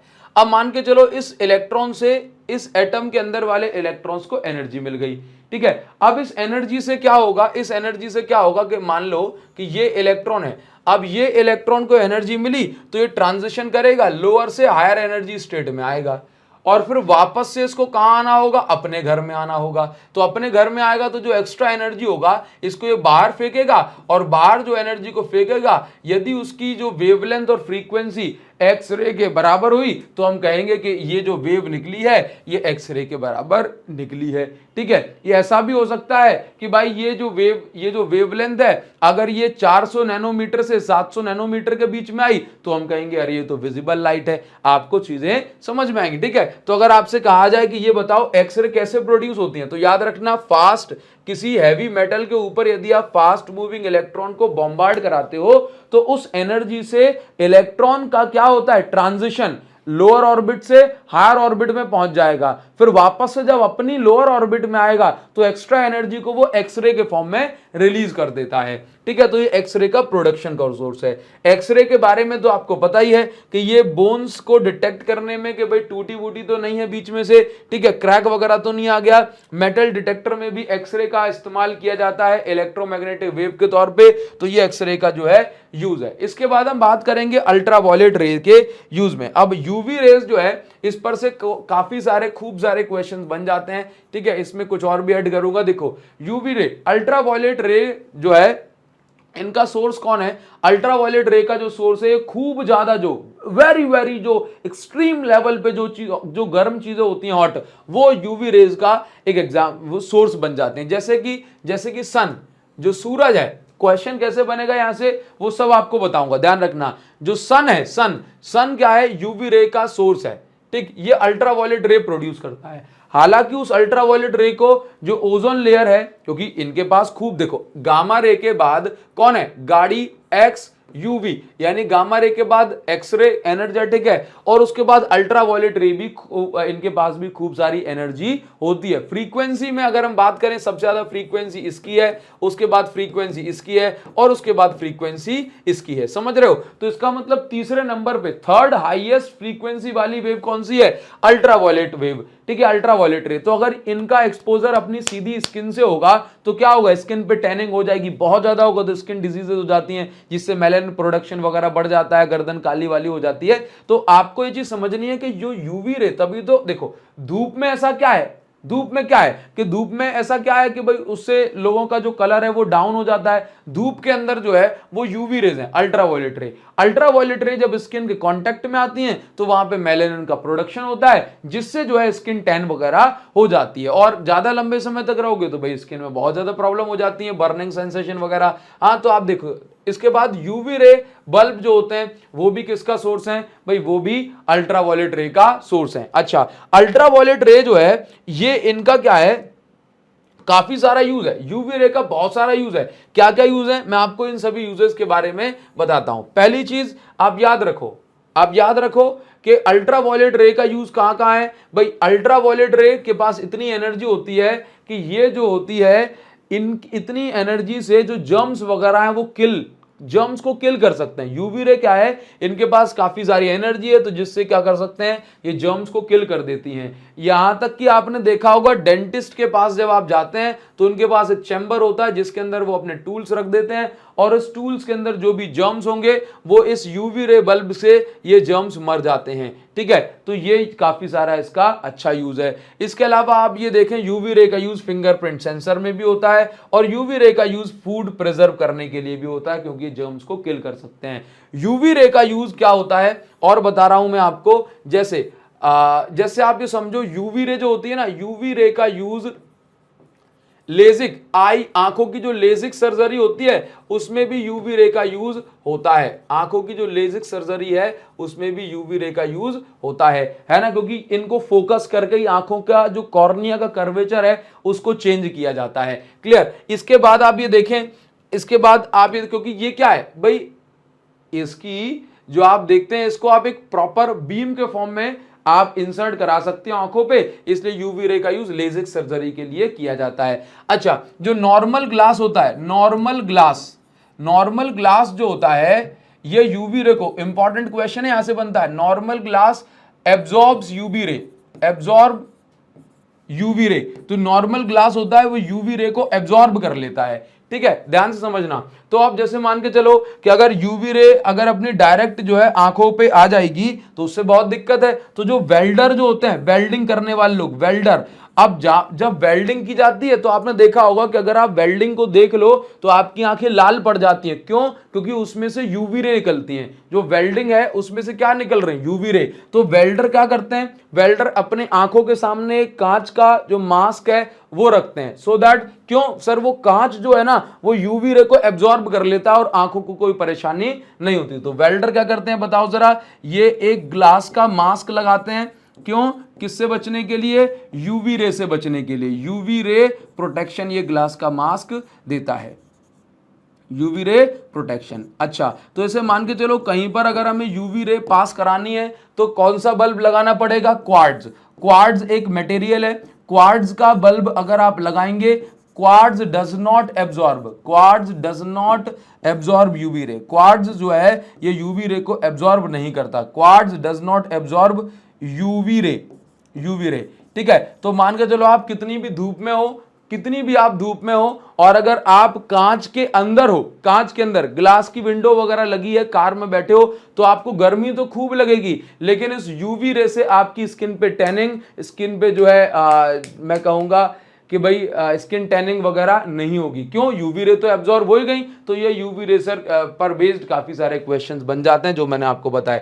नेक्स्ट क्या है भाई? विजिबल रे। अब विजिबल रे जो है, जो लाइट हमें दिखाई पड़ती है उसको हम विजिबल रे बोलते हैं। सबकी वेवलेंथ फ्रीक्वेंसी पे अभी अपन डिस्कशन करेंगे। तो जो लाइट हमें दिखाई दे रही है, जिसके कारण आप हमारे दर्शन और हम आपके दर्शन कर पा रहे हैं, तो ये एक्चुअल में क्या है, ये विजिबल रे है। विजिबल रे का प्रोडक्शन तो भाई सन से होता है, और आप देखते हो भाई जो बल्ब वगैरह है अपने वो विजिबल रे ही प्रोड्यूस कर रहे होते हैं। विजिबल रे का काम क्या है, ये हमें विजिबल यानी विजन सेंसेशन देती है, इनके कारण से हम चीजों को देख पाते हैं, है ना। तो ये हमारी आंख पर जाकर के विजन सेंसेशन यानी कि इनके अंदर क्या क्षमता है कि ये हमें दिखाने का काम करती हैं, ठीक है। तो ये इसकी प्रॉपर्टीज है, आप इसको लिखेंगे। इसके बाद हम आगे स्क्रीनशॉट लेना तो ले लो टेलीग्राम पे, बाकी ऐप पर भी आपको नोट्स मिल जाएंगे। यहां पर मैं आपको एक और जरूरी बात अभी बताऊंगा, ठीक है। तो सबसे पहले आप आ जाओ, और नेक्स्ट मैं आपको बता रहा हूं, नेक्स्ट हम बोल रहे हैं, बात कर रहे हैं इंफ्रारेड वेव की। तो इंफ्रारेड वेव जो होती हैं या इंफ्रारेड जो रे हैं, ये कौन प्रोड्यूस करता है, तो याद रखिए जो हॉट बॉडीज हैं, सर आपने तो कहा था हॉट बॉडीज उसको प्रोड्यूस करेगी, आपने तो कहा था सर हॉट बॉडी से यूवी रेज, मैंने कहा एक्सट्रीम हॉट जैसे कि सन, ठीक है। ये क्या है, नॉर्मल हॉट बॉडी, जैसे मान के चलो कोई घर में खूब गर्म बर्तन रखा हुआ है, तो वहां से क्या निकलेगी भाई, इंफ्रारेड रे निकलेगी, ठीक है। इसके अलावा आप ये देखोगे कि भाई हॉट मॉलिक्यूल्स ये क्या प्रोड्यूस करेंगे, इंफ्रारेड रे प्रोड्यूस। तो अगर अभी क्वेश्चन में आ जाए हॉट बॉडीज हॉट मॉलिक्यूल्स कौन सी वेव बनाएंगे, तो इंफ्रारेड वेव बनाते हैं, ठीक है। इसके बाद देखो इसका यूज कहां कहां होता है, इसका इंफ्रारेड रे का यूज भी बहुत जगह होता है। जैसे आप ये देखो कि इंफ्रारेड रे, देखो मैं आपको ये बता रहा हूं, जैसे अगर मैं ये कह रहा हूं कि सबसे ज्यादा वेवलेंथ किसकी है, सबसे ज्यादा वेवलेंथ किसकी है, सबसे ज्यादा वेवलेंथ है आपकी जो है रेडियो वेव की। किसकी है, रेडियो वेव की,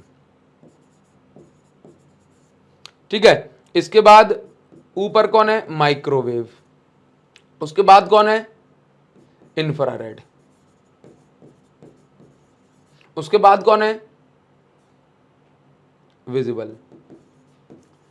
तो इनकी वेवलेंथ कैसी है, विजिबल से ज्यादा वेवलेंथ है। नीचे आते हैं तो क्या बढ़ती है, नीचे आते हैं तो क्या बढ़ती है, नीचे आते हैं तो वेवलेंथ बढ़ती है। तो विजिबल से ज्यादा बड़ी वेवलेंथ है, ठीक है। तो ये जो इंफ्रारेड वेव है ये स्कैटर नहीं होती।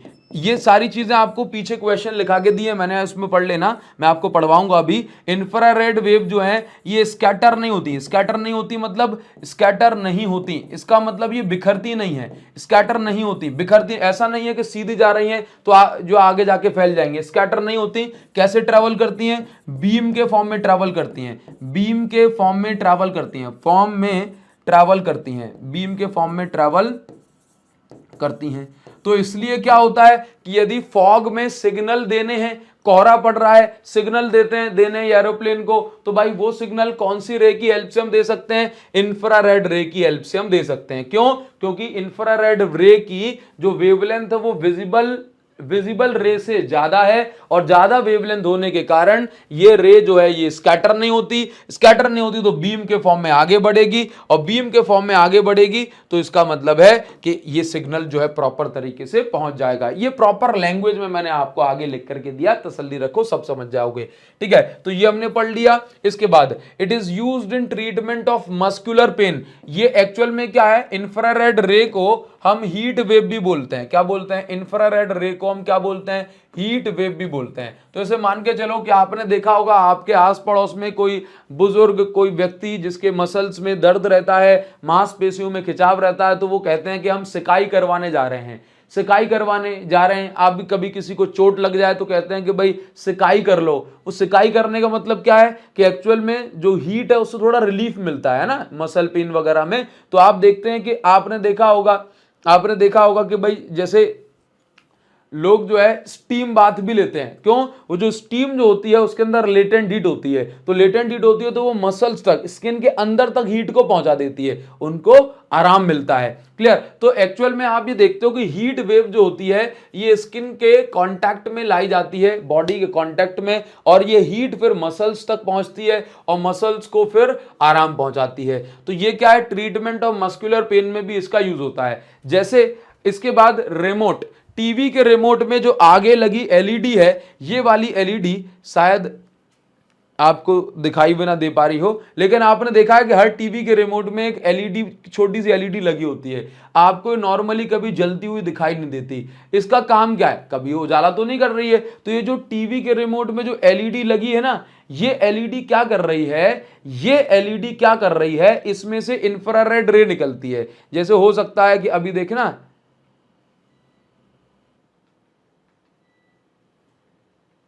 ये देख रहे हो, देख रहे हो? तो ये रिमोट के, ये जो रिमोट है, मैंने अभी ये वाले रिमोट से नहीं दिख पा रहा था, तो आप देख रहे हो इसमें, ये देखो, ये इसमें से क्या निकल रही है, इसमें से रेड रेड लाइट आपको दिख रही है। ये एक्चुअल में क्या है, ये इंफ्रारेड है। क्या है? इंफ्रारेड रे। और इंफ्रारेड रे हमारी आंखों के लिए सेंसिबल नहीं है, हमारी आंखें इंफ्रारेड रे को नहीं देख पाती, लेकिन कैमरे की आंखें इंफ्रारेड रे को देख सकते हैं। देखो इंफ्रारेड रे दिख रही है, मतलब ये एलईडी क्या कर रही है, इंफ्रारेड रे के फॉर्म में सिग्नल भेज रही है। किसको? कैमरे को। तो कैमरे में ये कैप्चर हो गई। जैसे आपने टीवी में देखा होगा ना, जैसे आपने टीवी में देखा होगा कि भाई कैमरे में जो है नागिन दिख रही है, इच्छाधारी नागिन है, लेकिन किसी को नहीं दिख रही। हाँ, तो नागिन दिखे या ना दिखे, लेकिन कैमरे के अंदर ये जो इंफ्रारेड रे है ये जरूर दिख जाएगी। तो ये बात मैं आपको बताना चाहता था। तो ये जो आप देख रहे थे कैमरे में जो आगे एलईडी लगी होती है, वो एलईडी का काम क्या होता है, ये इंफ्रारेड रे के फॉर्म में सिग्नल भेजती है। हमारी आंखों से नहीं दिखती, सांप की आंखों से दिख जाती है इंफ्रारेड रे। इसके अलावा आपको बता दूं कि जो इंफ्रारेड रे है, कैमरा भी इसको कैप्चर कर लेता है। ठीक है, इसके बाद क्या है, in thermal imaging. Thermal imaging में भी इसका यूज होता है। मतलब आप ये समझ लीजिए कि सैटेलाइट में इंफ्रारेड सेंसर्स लगा देते हैं। तो ये इसका काम क्या होता है कि भाई कहां पे कितनी हीट है, कौन से जगह में, हाँ कौन सी जगह में क्या गतिविधियां चल रही हैं, इन सारी चीजों को मेजर करने के लिए, चेक करने के लिए इंफ्रारेड रे का इस्तेमाल किया जाता है। जैसे मान के चलो कि भाई कहीं पर जो है, मैं आपसे ऐसे कह देता हूं कि कहीं पे हमें पता करना है कि टेम्परेचर कितना है, ज्यादा है, गर्म है, कम है। तो इसे मान के चलो कि यहाँ पर ये पानी भरा हुआ है, पानी भरा है, तो ऑब्वियस सी बात है कि टेम्परेचर इस जगह पे कम हो सकता है, तो इस जगह की हीट क्या होगी, कम होगी। तो अगर इस जगह की हीट कम है तो इंफ्रारेड सेंसर इस चीज को डिटेक्ट कर लेगा और यहाँ पे एक पर्टिकुलर लो टेम्परेचर वाला कलर जैसे कि ब्लू कलर से रिप्रेजेंट कर देगा। मान के चलो कि कहीं पे गर्मी ज्यादा है तो ये इंफ्रारेड सेंसर इसको डिटेक्ट कर लेगा और क्या करेगा भाई, यहाँ पे लेट से येलो कलर से दिखा देगा। क्लियर? तो ये जो इंफ्रारेड सेंसर हैं, ये आप देखेंगे कि हीट को कैप्चर करके उनकी थर्मल इमेजिंग बना देते हैं, है ना।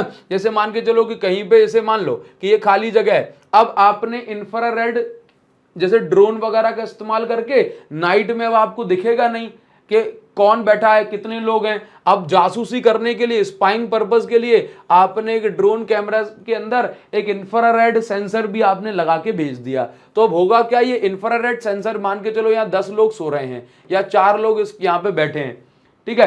तो अब ये क्या होगा कि भले ही कैमरे में इनकी फोटो ना आए कि कितने लोग हैं, लेकिन होगा क्या, इंफ्रारेड सेंसर इनके बॉडी की हीट को कैच कर लेगा और इनकी बॉडी की हीट को कैच करके बता देगा यहाँ येलो येलो कलर से कि भाई यहाँ पे अलग दिख जाएगा 3 लोग बैठे हैं। समझ में आ गई बात? तो इस प्रकार से जो है इंफ्रारेड रेज का हम यूज करते हैं। उम्मीद करता हूं ये बात आपको यहां पर समझ में आई होगी। काफी इंपॉर्टेंट है, बहुत ज्यादा ही जो है इसके काम की चीजें यहां पर, और इसका प्रोडक्शन तो हमने बता ही दिया है। इसके अलावा हम बात करेंगे माइक्रोवेव की। तो माइक्रोवेव की जब मैं बात कर रहा हूं तो यहां पर इसके लिए कुछ स्पेशल ट्यूब्स होती हैं, स्पेशल ट्यूब, हाँ, जिसको हम क्या बोलते हैं भाई, क्लिस्ट्रॉन, मैग्नेट्रॉन वॉल्व, इनका यूज होता है, जिनसे माइक्रोवेव जो है प्रोड्यूस होती हैं। माइक्रोवेव जो होती हैं इनका यूज कहां होता है, इनका यूज रडार सिस्टम में होता है, ठीक है। इसके अलावा क्यों होता है रडार सिस्टम में, क्योंकि ये डिफ्रैक्ट नहीं करती, ये किसी भी चीज से टकरा के मुड़ती नहीं है, समझाता हूं। और इसका यूज कहां हो रहा है, फूड को हीट करने में, खाने को गर्म करने। ये बात तो पता है, बच्चा बता देगा कि माइक्रोवेव का यूज कहां होता है, खाने को गर्म करने में होता है। कैसे करता है खाने को गर्म, इस पर भी हम डिस्कशन करेंगे। देखो, तो माइक्रोवेव का यूज कहां हो रहा है, खाने को गर्म करने में। दूसरा इसका यूज कहां हो रहा है, रडार सिस्टम में। रडार सिस्टम समझते हो, जैसे मान के चलो कि यहां पर आप ऐसे मान लो, यहां पर ये आपके पास एक ट्रांसमीटर हो गया और यहां से जो है इलेक्ट्रोमैग्नेटिक वेव ट्रांसमिट की गई। इसके बाद यहां पे जो है ये किसी भी एनिमी का, मैं कहूंगा कि एयरक्राफ्ट वगैरह यहां से जा रहा है, ठीक है, रॉकेट सी बना दी हमने, लेकिन मान लो ये एयरक्राफ्ट जा रहा है। अभी क्या होगा कि एक वेव होती है रेडियो वेव। रेडियो वेव क्या है, जैसे मान के चलो कि कोई जो है, कोई बाबू अगर ऐसे बात कर रहा है अपने सोना से, दीवार से टिक करके, और वो जैसे मान के चलते हैं वो बात कर रहा है, हाँ, पहले क्या होता था, पहले रेडियो पे ही जो है दिन दिन भर सैड सॉन्ग सुन रहे थे, ठीक। तो आप देखते हैं कि रेडियो वेव जब आ रही होती है ना, रेडियो वेव, तो आपने देखा हो कभी नेटवर्क नहीं आ रहे होते हैं तो लोग हाथ करते करते बोला ऊपर ऐसे, आज अपन ऐसी जगह पे जहां हर जगह नेटवर्क अवेलेबल है, लेकिन क्या होता है कि रेडियो वेव जो है नेटवर्क, जो मोबाइल कम्युनिकेशन है उसमें भी होता है, ठीक है। सुनो, तो अभी क्या होता है कि रेडियो वेव क्या होती है ना, कि मान के चलो दीवार है तो दीवार से टकरा के कहो मुड़ ही जाए, रेडियो वेव।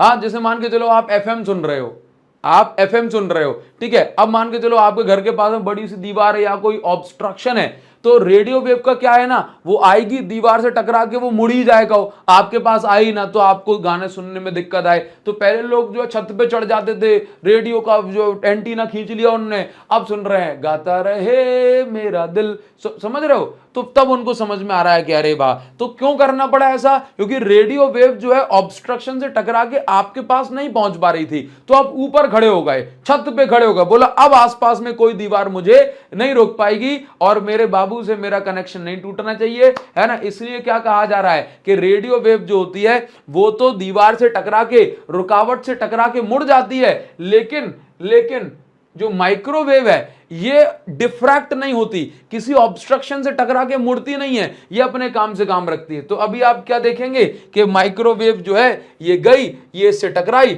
और ऐसा नहीं कि टकरा के यहां से सीधी मुड़ गई, अब ये क्या होगा, टकरा के रिफ्लेक्ट होगी, यहां पे सेंसर डिटेक्ट कर लेंगे कि वेव लौट करके आई है, इसका मतलब सामने कुछ है, और जाइए भैया फायरिंग शुरू कर दी जाए, ठीक है। तो ये रडार में, रडार का काम क्या होता है आपको पता है, तो रडार का ये काम है। बाकी रडार का काम पता और क्या होता है, रडार का काम होता है जैसे मान के चलो कि बादलों में क्या होता है भाई, कितनी बर्फ है उससे अंदाजा लगाया जाता है कितना ज्यादा पानी बरसेगा, तो रडार का इस्तेमाल यहां पे भी होगा, यहां से माइक्रोवेव भेजी जाएगी, अब ये जो बर्फ के मॉलिक्यूल उनसे टकरा करके जो है ये वेव लौट करके आएगी। अब अगर आ रही है इसका मतलब है कि भाई पानी बरसने की संभावना है, और कितनी लौट के आ रही है तो कितने दिन तक पानी बरस सकता है, आर पार चली गई मतलब इसके अंदर बर्फ थी ही नहीं, इसका मतलब पानी नहीं बरसेगा। तो रडार का जो यूज है वो हम मौसम की जानकारी के लिए भी लगाते हैं।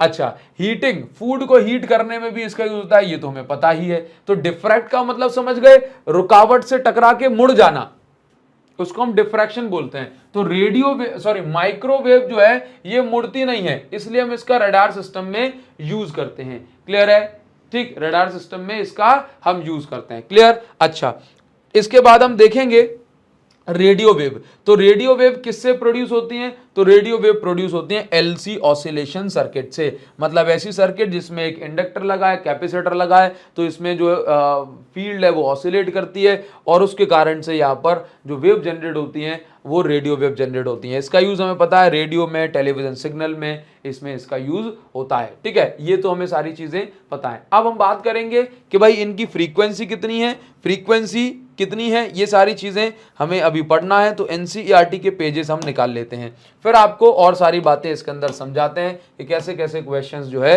ये पूछे जाते हैं। इसमें जो ज्यादा काम की बात है वो ये है कि सबसे पहले आपको ये समझ लेना है कि फ्रीक्वेंसी मतलब वेवलेंथ जो कभी आपको भूलनी नहीं है वो ये है, कभी नहीं भूलनी, वो वेवलेंथ कौन सी है, देखिए जरा, जो आपको कभी नहीं भूलनी वो वेवलेंथ कैसी है, वो है आपकी ये लाइट यानी विजिबल लाइट, जो लाइट हमें दिखाई देती है उसकी वेवलेंथ 700 नैनोमीटर, नैनोमीटर समझते हो, 700 नैनो का मतलब 10⁻⁹ है ना, और 400 नैनोमीटर तक, ठीक। इंफ्रारेड की अगर हम बात करें तो इंफ्रारेड की जो वेवलेंथ है वो 1 mm से 700 नैनोमीटर तक है। माइक्रोवेव की वेवलेंथ इतनी है। तो ये सभी वेवलेंथ आपके दिमाग में फिट हो जाना चाहिए, इनको याद आपको कर ही लेना है, ठीक है। अच्छा, इसके बाद मैं आपसे कहूं कि वेवलेंथ यदि आपने याद कर ली तो इसके बाद क्या करना है, आपको nu is equal to c by lambda formula लगा के यदि फ्रीक्वेंसी कभी भी पूछ ली जाए तो आप बता सकते हैं, ठीक है। अच्छा, सी की वैल्यू 3×8 मीटर पर सेकंड हुई, लैम्डा की वैल्यू आपको ये दी हुई है, ठीक। चलिए, तो यूवी रे की फ्रीक्वेंसी 400 नैनोमीटर से 1 नैनोमीटर तक है। अच्छा, यहां पे यूवी रे में एक और जरूरी बात मैं लिखना चाहूंगा जिस पर हमने ध्यान नहीं दिया अभी, मुझे ध्यान तो था लेकिन मैं भूल गया उसको बताना। तो यूवी रे में एक और जरूरी बात आप लिख लो कि यूवी रे से photo electric effect, UV ray photo electric effect show करती है। यूवी रे शो पूछ ले जाएगा, यूवी रे, गामा रे क्योंकि इनके पास एनर्जी बहुत ज्यादा है। X ray can show photo electric effect, एक नंबर का क्वेश्चन पक्का बनता है, बन सकता है। Electric effect, photo electric effect क्या होता है कि जैसे ये यूवी रे गामा रे किसी मेटल सरफेस पे पड़ती है तो उसमें से इलेक्ट्रॉन बाहर जा सकता है, इसको हम बोलते हैं फोटो इलेक्ट्रिक इफेक्ट। फोटो यानी कि लाइट आते ही, वेव आते ही इलेक्ट्रॉन्स जो है बाहर निकलने लगे, इसको हम बोलते हैं फोटो इलेक्ट्रिक इफेक्ट। काफी इंपॉर्टेंट है, तो ये आप इसको अच्छे से याद रखेंगे, ठीक है, आप इनको अच्छे से याद रखेंगे, ये सारी बातें ध्यान दो।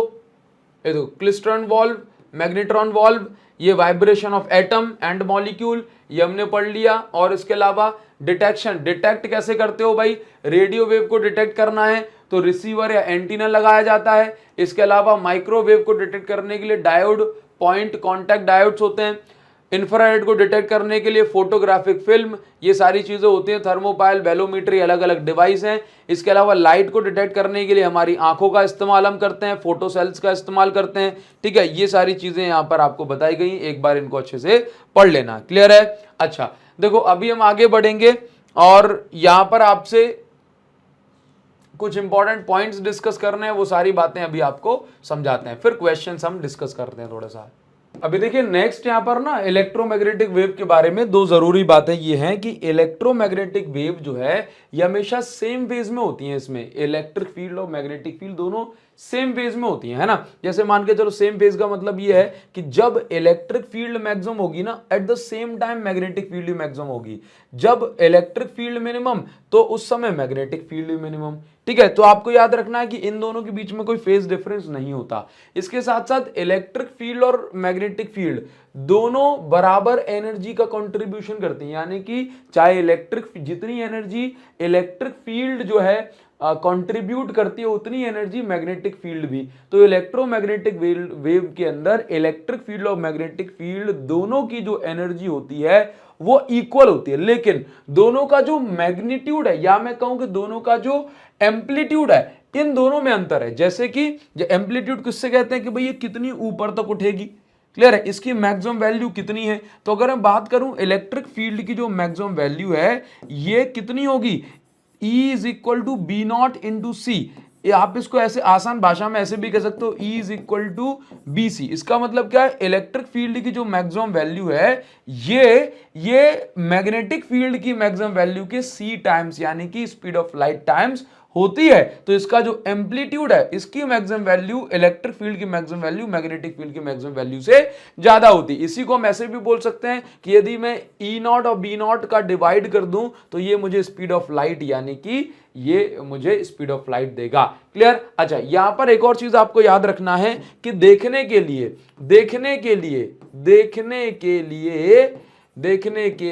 इलेक्ट्रिक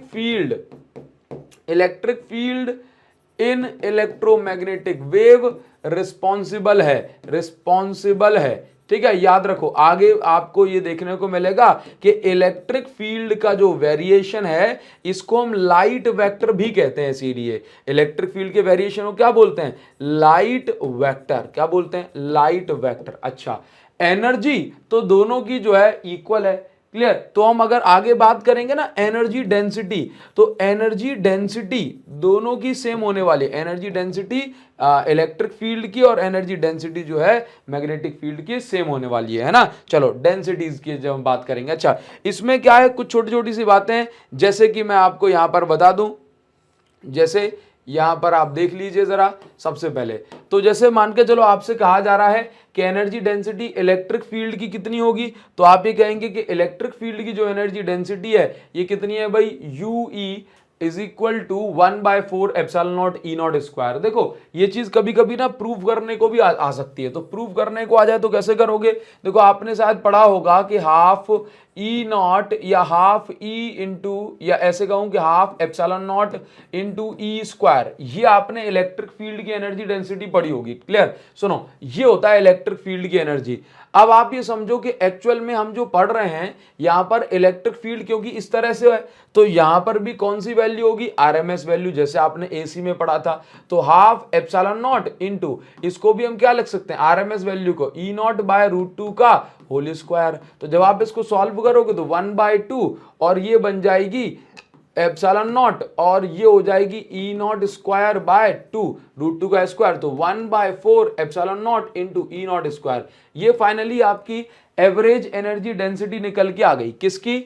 ये इलेक्ट्रिक फील्ड की एनर्जी। अगर हम बात करें मैग्नेटिक फील्ड में भी ऐसा ही सीन बनता है। मैग्नेटिक फील्ड में भी क्या होता है? ऐसे होता है 1/2, ये 1/2 म्यू नॉट, और ये है आपका BRMS का स्क्वायर। ठीक है, इसको भी मैं फर्दर सॉल्व करूंगा, 1/2 म्यू नॉट, और ये B0/√2, क्योंकि RMS वैल्यू को हम ऐसे ही लिखते हैं ना, तो ये बन जाएगा 1/2 B0, और ये म्यू तो चल ही रहा है, इसके साथ साथ अपॉन में एक 2 और आ जाएगा, तो B0²/2 का स्क्वायर करोगे तो ये फाइनली आपका ऐसे बन जाएगा। तो फाइनली ये कितना निकल के आ गया? 1/4 जो है B0² म्यू नॉट। तो ये आपकी इलेक्ट्रिक फील्ड की एनर्जी डेंसिटी हो गई इलेक्ट्रोमैग्नेटिक वेव में, ये मैग्नेटिक फील्ड की एनर्जी डेंसिटी हो गई। और अगर मैं टोटल एनर्जी डेंसिटी की बात करूंगा तो इलेक्ट्रिक फील्ड और मैग्नेटिक फील्ड की एनर्जी डेंसिटी को मैं ऐड कर दूंगा। क्लियर है? अच्छा, ध्यान रखेंगे।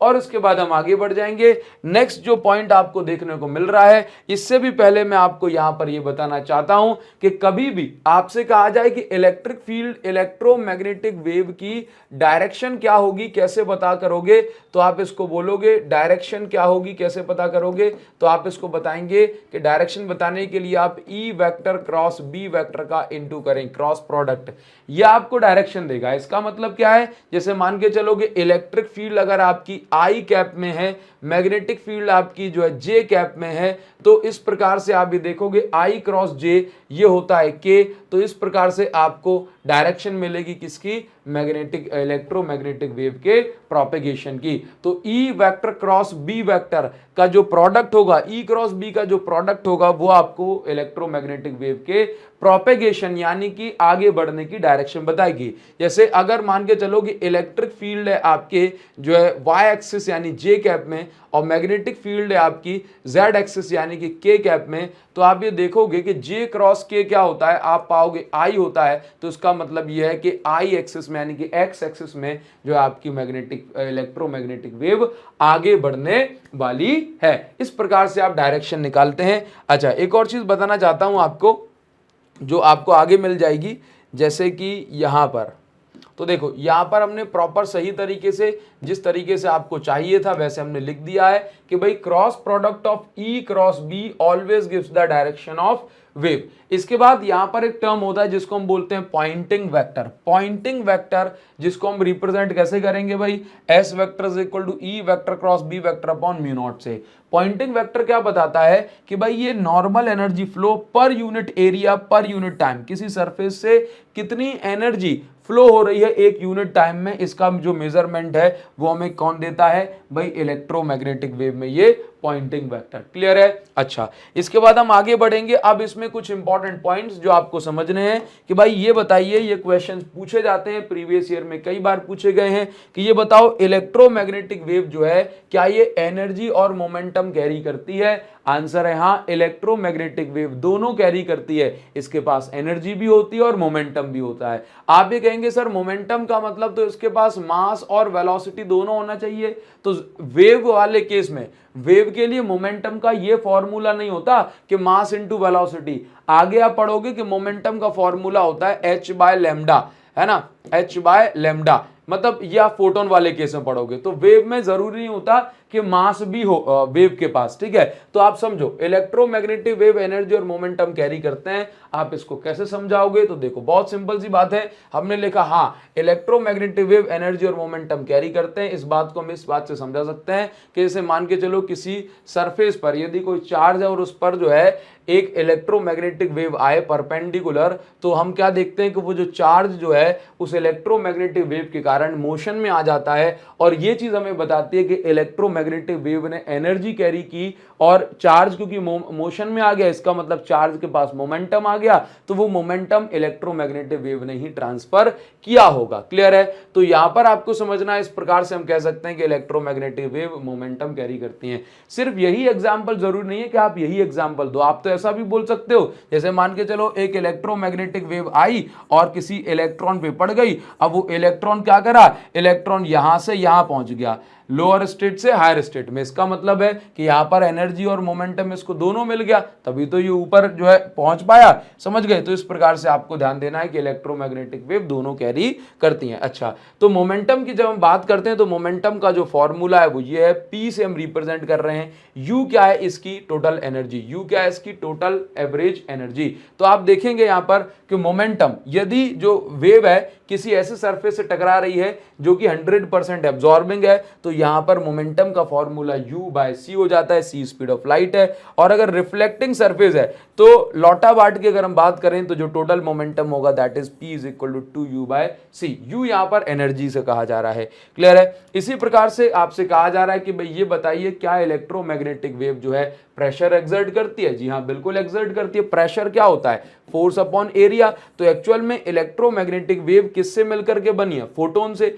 तो फोटोन जब किसी सरफेस से टकराते हैं तो ऑब्वियस सी बात है वो वहां पर क्या टकराते हैं, तो जैसे मान के चलो कि फोटोन आया किसी एटम के अंदर किसी इलेक्ट्रॉन से टकराया, समझना। तो अब हो क्या रहा है कि इलेक्ट्रॉन का मोमेंटम चेंज हो रहा है। और मोमेंटम कब चेंज होता है? जब फोर्स लगता है। न्यूटन का सेकंड लॉ ऑफ मोशन क्या कहता है? Rate of change of momentum is directly proportional to force applied. तो जैसे मान के चलो ये कोई भी चीज है, ये मार्कर है, मैं इसमें धक्का दूंगा तभी तो इसका मोमेंटम चेंज होगा, है कि नहीं? तो इसका मतलब ये हुआ कि मोमेंटम चेंज हो रहा है, मतलब फोर्स लग रहा होगा। और फोर्स अपॉन एरिया क्या होता है? प्रेशर। तो कहा जा रहा है इलेक्ट्रोमैग्नेटिक वेव क्या प्रेशर एक्सर्ट करती हैं? आंसर है बिल्कुल करती हैं। Electromagnetic radiation are composed of photons which have momentum and energy. When photon is incident on its surface, momentum changes. Hence it exert force giving rise to radiation pressure. इसको हम कौन सा प्रेशर बोलते हैं? Radiation pressure. और radiation pressure जो है, एक अमेरिकन साइंटिस्ट थे निकोलस एंड हल्स, इन्होंने रेडिएशन प्रेशर विजिबल लाइट का मेजर किया, 7×6 न्यूटन पर मीटर स्क्वायर निकल के आया। इसके बाद हम बात करेंगे next, intensity of electromagnetic wave. Intensity of electromagnetic wave क्या होता है? इंटेंसिटी ऑफ इलेक्ट्रोमैग्नेटिक वेव क्या होता है? ऐसे मान के चलो किसी सरफेस एरिया पर किसी पर्टिकुलर टाइम में कितनी एनर्जी वहां से परपेंडिकुलरली पास हो रही है, इसको हम बोलते हैं। जैसे मान के चलो ये सरफेस एरिया है, अब इस सरफेस एरिया से एक यूनिट टाइम में कितनी एनर्जी पास हो रही है, इसको हम बोलते हैं intensity of that electromagnetic wave. ठीक है, चलिए आगे बढ़ेंगे। अब यहां पर आपसे कुछ बातें कही जा रही हैं, जैसे कि ये प्रीवियस ईयर क्वेश्चंस हैं आपके। आप बताइए relation between electric field and magnetic field in electromagnetic wave. तो आपको बताना है इलेक्ट्रिक फील्ड और मैग्नेटिक फील्ड में क्या रिलेशन है। तो ये रिलेशन है E0 is equal to B0 into C. ठीक है, आप बताओ draw electromagnetic wave if propagating in X axis and electric field in propagating in Z axis and electric field is in X axis. तो भाई देखो आपको ऐसे बताना है कि इलेक्ट्रिक फील्ड कह रहा है एक्स एक्सिस में, मैग्नेटिक फील्ड के बारे में उसने नहीं कहा तो वाई एक्सिस में होगी। और आपको प्रोपेगेशन कहां बतानी है? जेड एक्सिस में। जेड एक्सिस मतलब जो वेलोसिटी है वो के कैप में है। तो आप कैसे रिप्रेजेंट करोगे? आप इसको ऐसे दिखा दो, आप यहां पर बता देना, कि भाई देखो ऐसा ऐसा सीन बन रहा है, इसको अच्छे से दिखा दो।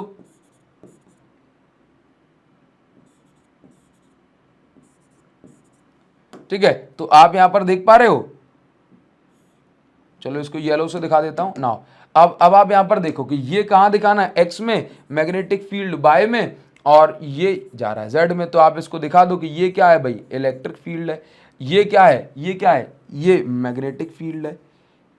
ठीक है, और ये कौन सी एक्सिस में है? वाई एक्सिस में। लो कंफ्यूजन नहीं होगी। ठीक, और इसका प्रोपेगेशन जेड में है। क्लियर है? चलो आगे बढ़ जाएंगे। इसके बाद देखो क्या क्या कह रहा है कि कौन सी क्वांटिटी माइक्रोवेव और रेडियो वेव दोनों के लिए सेम है। तो क्या बोलोगे? भाई दोनों की स्पीड, इलेक्ट्रोमैग्नेटिक वेव में सभी की स्पीड सेम है।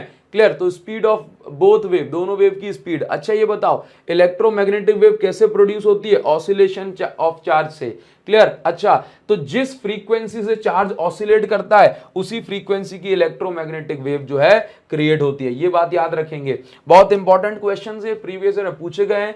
कह रहा है इलेक्ट्रोमैग्नेटिक वेव कैसे प्रोड्यूस होती है, तो वो सारी प्रोसेस हमने बता दी, एक बार पढ़ लेना। क्या कह रहा है कि अगर अर्थ पर टेम्परेचर ही ना हो तो मतलब अर्थ पर जो है एटमॉस्फेयर ही ना हो तो टेम्परेचर को क्या होगा? एटमॉस्फेयर नहीं होगा तो ग्रीन हाउस गैसेस जैसे कार्बन डाइऑक्साइड नहीं होंगी, हीट को ये ट्रैप नहीं कर पाएंगी, तो अर्थ का टेम्परेचर जो है बहुत ही तेजी से गिरना शुरू हो जाएगा। क्लियर? तो एकदम ठंडी हो जाएगी, उस ठंडी में अपनी कुल्फी जम जाएगी। बोला वेल्डर जो है ये ग्लासेस क्यों पहनते हैं? यूवी रे से खुद को बचाने के लिए, है ना। चलिए आंखों को। अच्छा, इसके बाद ये क्या बताया जा रहा है? यहां पर बताया जा रहा है जो है सिग्नल, फॉग में सिग्नल देने का काम किसका है, मतलब कौन सी रे का हम यूज करते हैं, ठीक है। और क्यों? मैंने इंफ्रारेड रे के बारे में समझाया था, वही लिखा है। कह रहा है इंफ्रारेड वेव्स को हम हीट वेव क्यों कहते हैं? तो याद रखो इंफ्रारेड जो वेव होती है उसके अंदर सिर्फ इलेक्ट्रॉन को ऑसिलेट करने की ताकत नहीं, वो पूरे एटम को झंझकोर के, यानी कि पूरे एटम को वाइब्रेट कर देती है, पूरे मॉलिक्यूल को हिला देती है। तो इसलिए उससे बहुत ज्यादा काइनेटिक एनर्जी बढ़ जाती है, जिससे खूब हीट प्रोड्यूस होती है, बॉडी का टेम्परेचर बढ़ जाता है, इसलिए कहा जा रहा है इसको हम हीट वेव कहते हैं। क्लियर? आप एक बार इसकी अच्छे से रीडिंग लगा लो, सारा काम आपका बन जाएगा। टेलीग्राम और ऐप पर हमने नोट्स दे रखे हैं। अब इसके बाद देखो दो इंपॉर्टेंट क्वेश्चन, अच्छे क्वेश्चन हैं। कह रहा है कि भाई ये बताओ माइक्रोवेव जो है खाने को कैसे गर्म कर देता है? तो याद रखिए माइक्रोवेव ऐसे खाने को गर्म कर सकता है जिसके अंदर किसी प्रकार से कोई मॉइस्चर वाटर मॉलिक्यूल पाया जा रहा हो। तो होता क्या है कि माइक्रोवेव के अंदर जो फूड मॉलिक्यूल रखा है, जैसे मान के चलो कि आप कुछ भी लाकर के इस माइक्रोवेव के अंदर रख देते हैं, तो इस फूड के अंदर, मतलब फूड मॉलिक्यूल नहीं, मैं सिंपल कह रहा हूं, इस फूड के अंदर जो भी फूड होगा उसके अंदर कोई वाटर मॉलिक्यूल होगा। अब वाटर मॉलिक्यूल के रोटेशन की जो है वाइब्रेशन की एक सर्टेन फ्रीक्वेंसी होती है। तो माइक्रोवेव क्या करता है कि माइक्रोवेव इस वाटर मॉलिक्यूल की फ्रीक्वेंसी से अपनी फ्रीक्वेंसी मैच कराने की कोशिश करता है इलेक्ट्रोमैग्नेटिक वेव की, यानी कि जो है आपकी माइक्रोवेव की, ठीक है। तो जब इस माइक्रोवेव की फ्रीक्वेंसी इस वाटर मॉलिक्यूल की फ्रीक्वेंसी मैच कर जाएगी तो वाटर मॉलिक्यूल खूब स्पीड में जो है ऑसिलेट करेगा, है ना, वाइब्रेट करेगा, उसके वाइब्रेशन से हीट प्रोड्यूस होगी और वो हीट नियर बाय मॉलिक्यूल्स को शेयर करेगा। और इस प्रकार से हम ये देखेंगे कि भाई ये जो वाटर मॉलिक्यूल है इसके वाइब्रेशन से पूरा का पूरा फूड जो है ये गर्म हो चुका है, ठीक है। ध्यान रखोगे। तो ये कौन से प्रिंसिपल पर बेस्ड है कि जो वाटर मॉलिक्यूल की जो रेजोनेंट फ्रीक्वेंसी है उससे माइक्रोवेव की फ्रीक्वेंसी को जो है मैच कराया जा रहा है, सो दैट वाटर मॉलिक्यूल को एफिशिएंटली एनर्जी पहुंच पाए, ठीक है, और वो आराम से ऑसिलेट कर पाए। क्लियर? अच्छा, इसके बाद कह रहा है radio wave get diffracted by big building whereas light does not. मैंने आपको बताया था कि रेडियो वेव बिल्डिंग से, दीवार से टकरा के मुड़ जाती है, जबकि लाइट नहीं ऐसा होता। तो उसका रीजन ये है कि भाई जितने बड़े साइज का ऑब्स्ट्रक्शन होगा, जैसे मान के चलो डिफ्रैक्शन के लिए, डिफ्रैक्शन मतलब किसी रुकावट से टकरा के मुड़ जाना, तो डिफ्रैक्शन के लिए नेसेसरी कंडीशन क्या होती है कि डिफ्रैक्शन के लिए जरूरी है कि जो वेव की वेवलेंथ है, जो वेव की जो वेवलेंथ है, यदि उसका और ऑब्स्ट्रक्शन का साइज मिलता जुलता होगा तो फिर वेव जो होगी ये मुड़ जाएगी। तो रेडियो वेव, सुनो, रेडियो वेव की जो वेवलेंथ होती है ये कुछ मीटर में होती है, 1 मीटर, 10 मीटर, 100 मीटर तक पहुंच जाती है। तो आप ये सोचो कि रेडियो वेव का जो साइज है वो नॉर्मल ऑब्जेक्ट के साइज के बराबर ही होता है। रेडियो वेव की जो वेवलेंथ है वो हमारे डेली लाइफ में जो ऑब्जेक्ट्स है ना, जैसे कि दीवार, ये बोर्ड, हम खुद, तो हमारे बराबर ही होता है। तो यदि वेव का साइज और ऑब्स्ट्रक्शन का साइज, वेव की वेवलेंथ का साइज और रुकावट का साइज, ऑब्स्ट्रक्शन साइज अगर मिलता जुलता होता है तो वेव क्या कर जाती है? वेव डिफ्रैक्ट कर जाती है, ये मुड़ जाती है, ठीक है। जबकि लाइट की अगर हम बात करें तो लाइट की वेवलेंथ है 400 नैनोमीटर, जो कि बहुत बहुत ज्यादा छोटी है, 4 × 10⁻⁷ मीटर।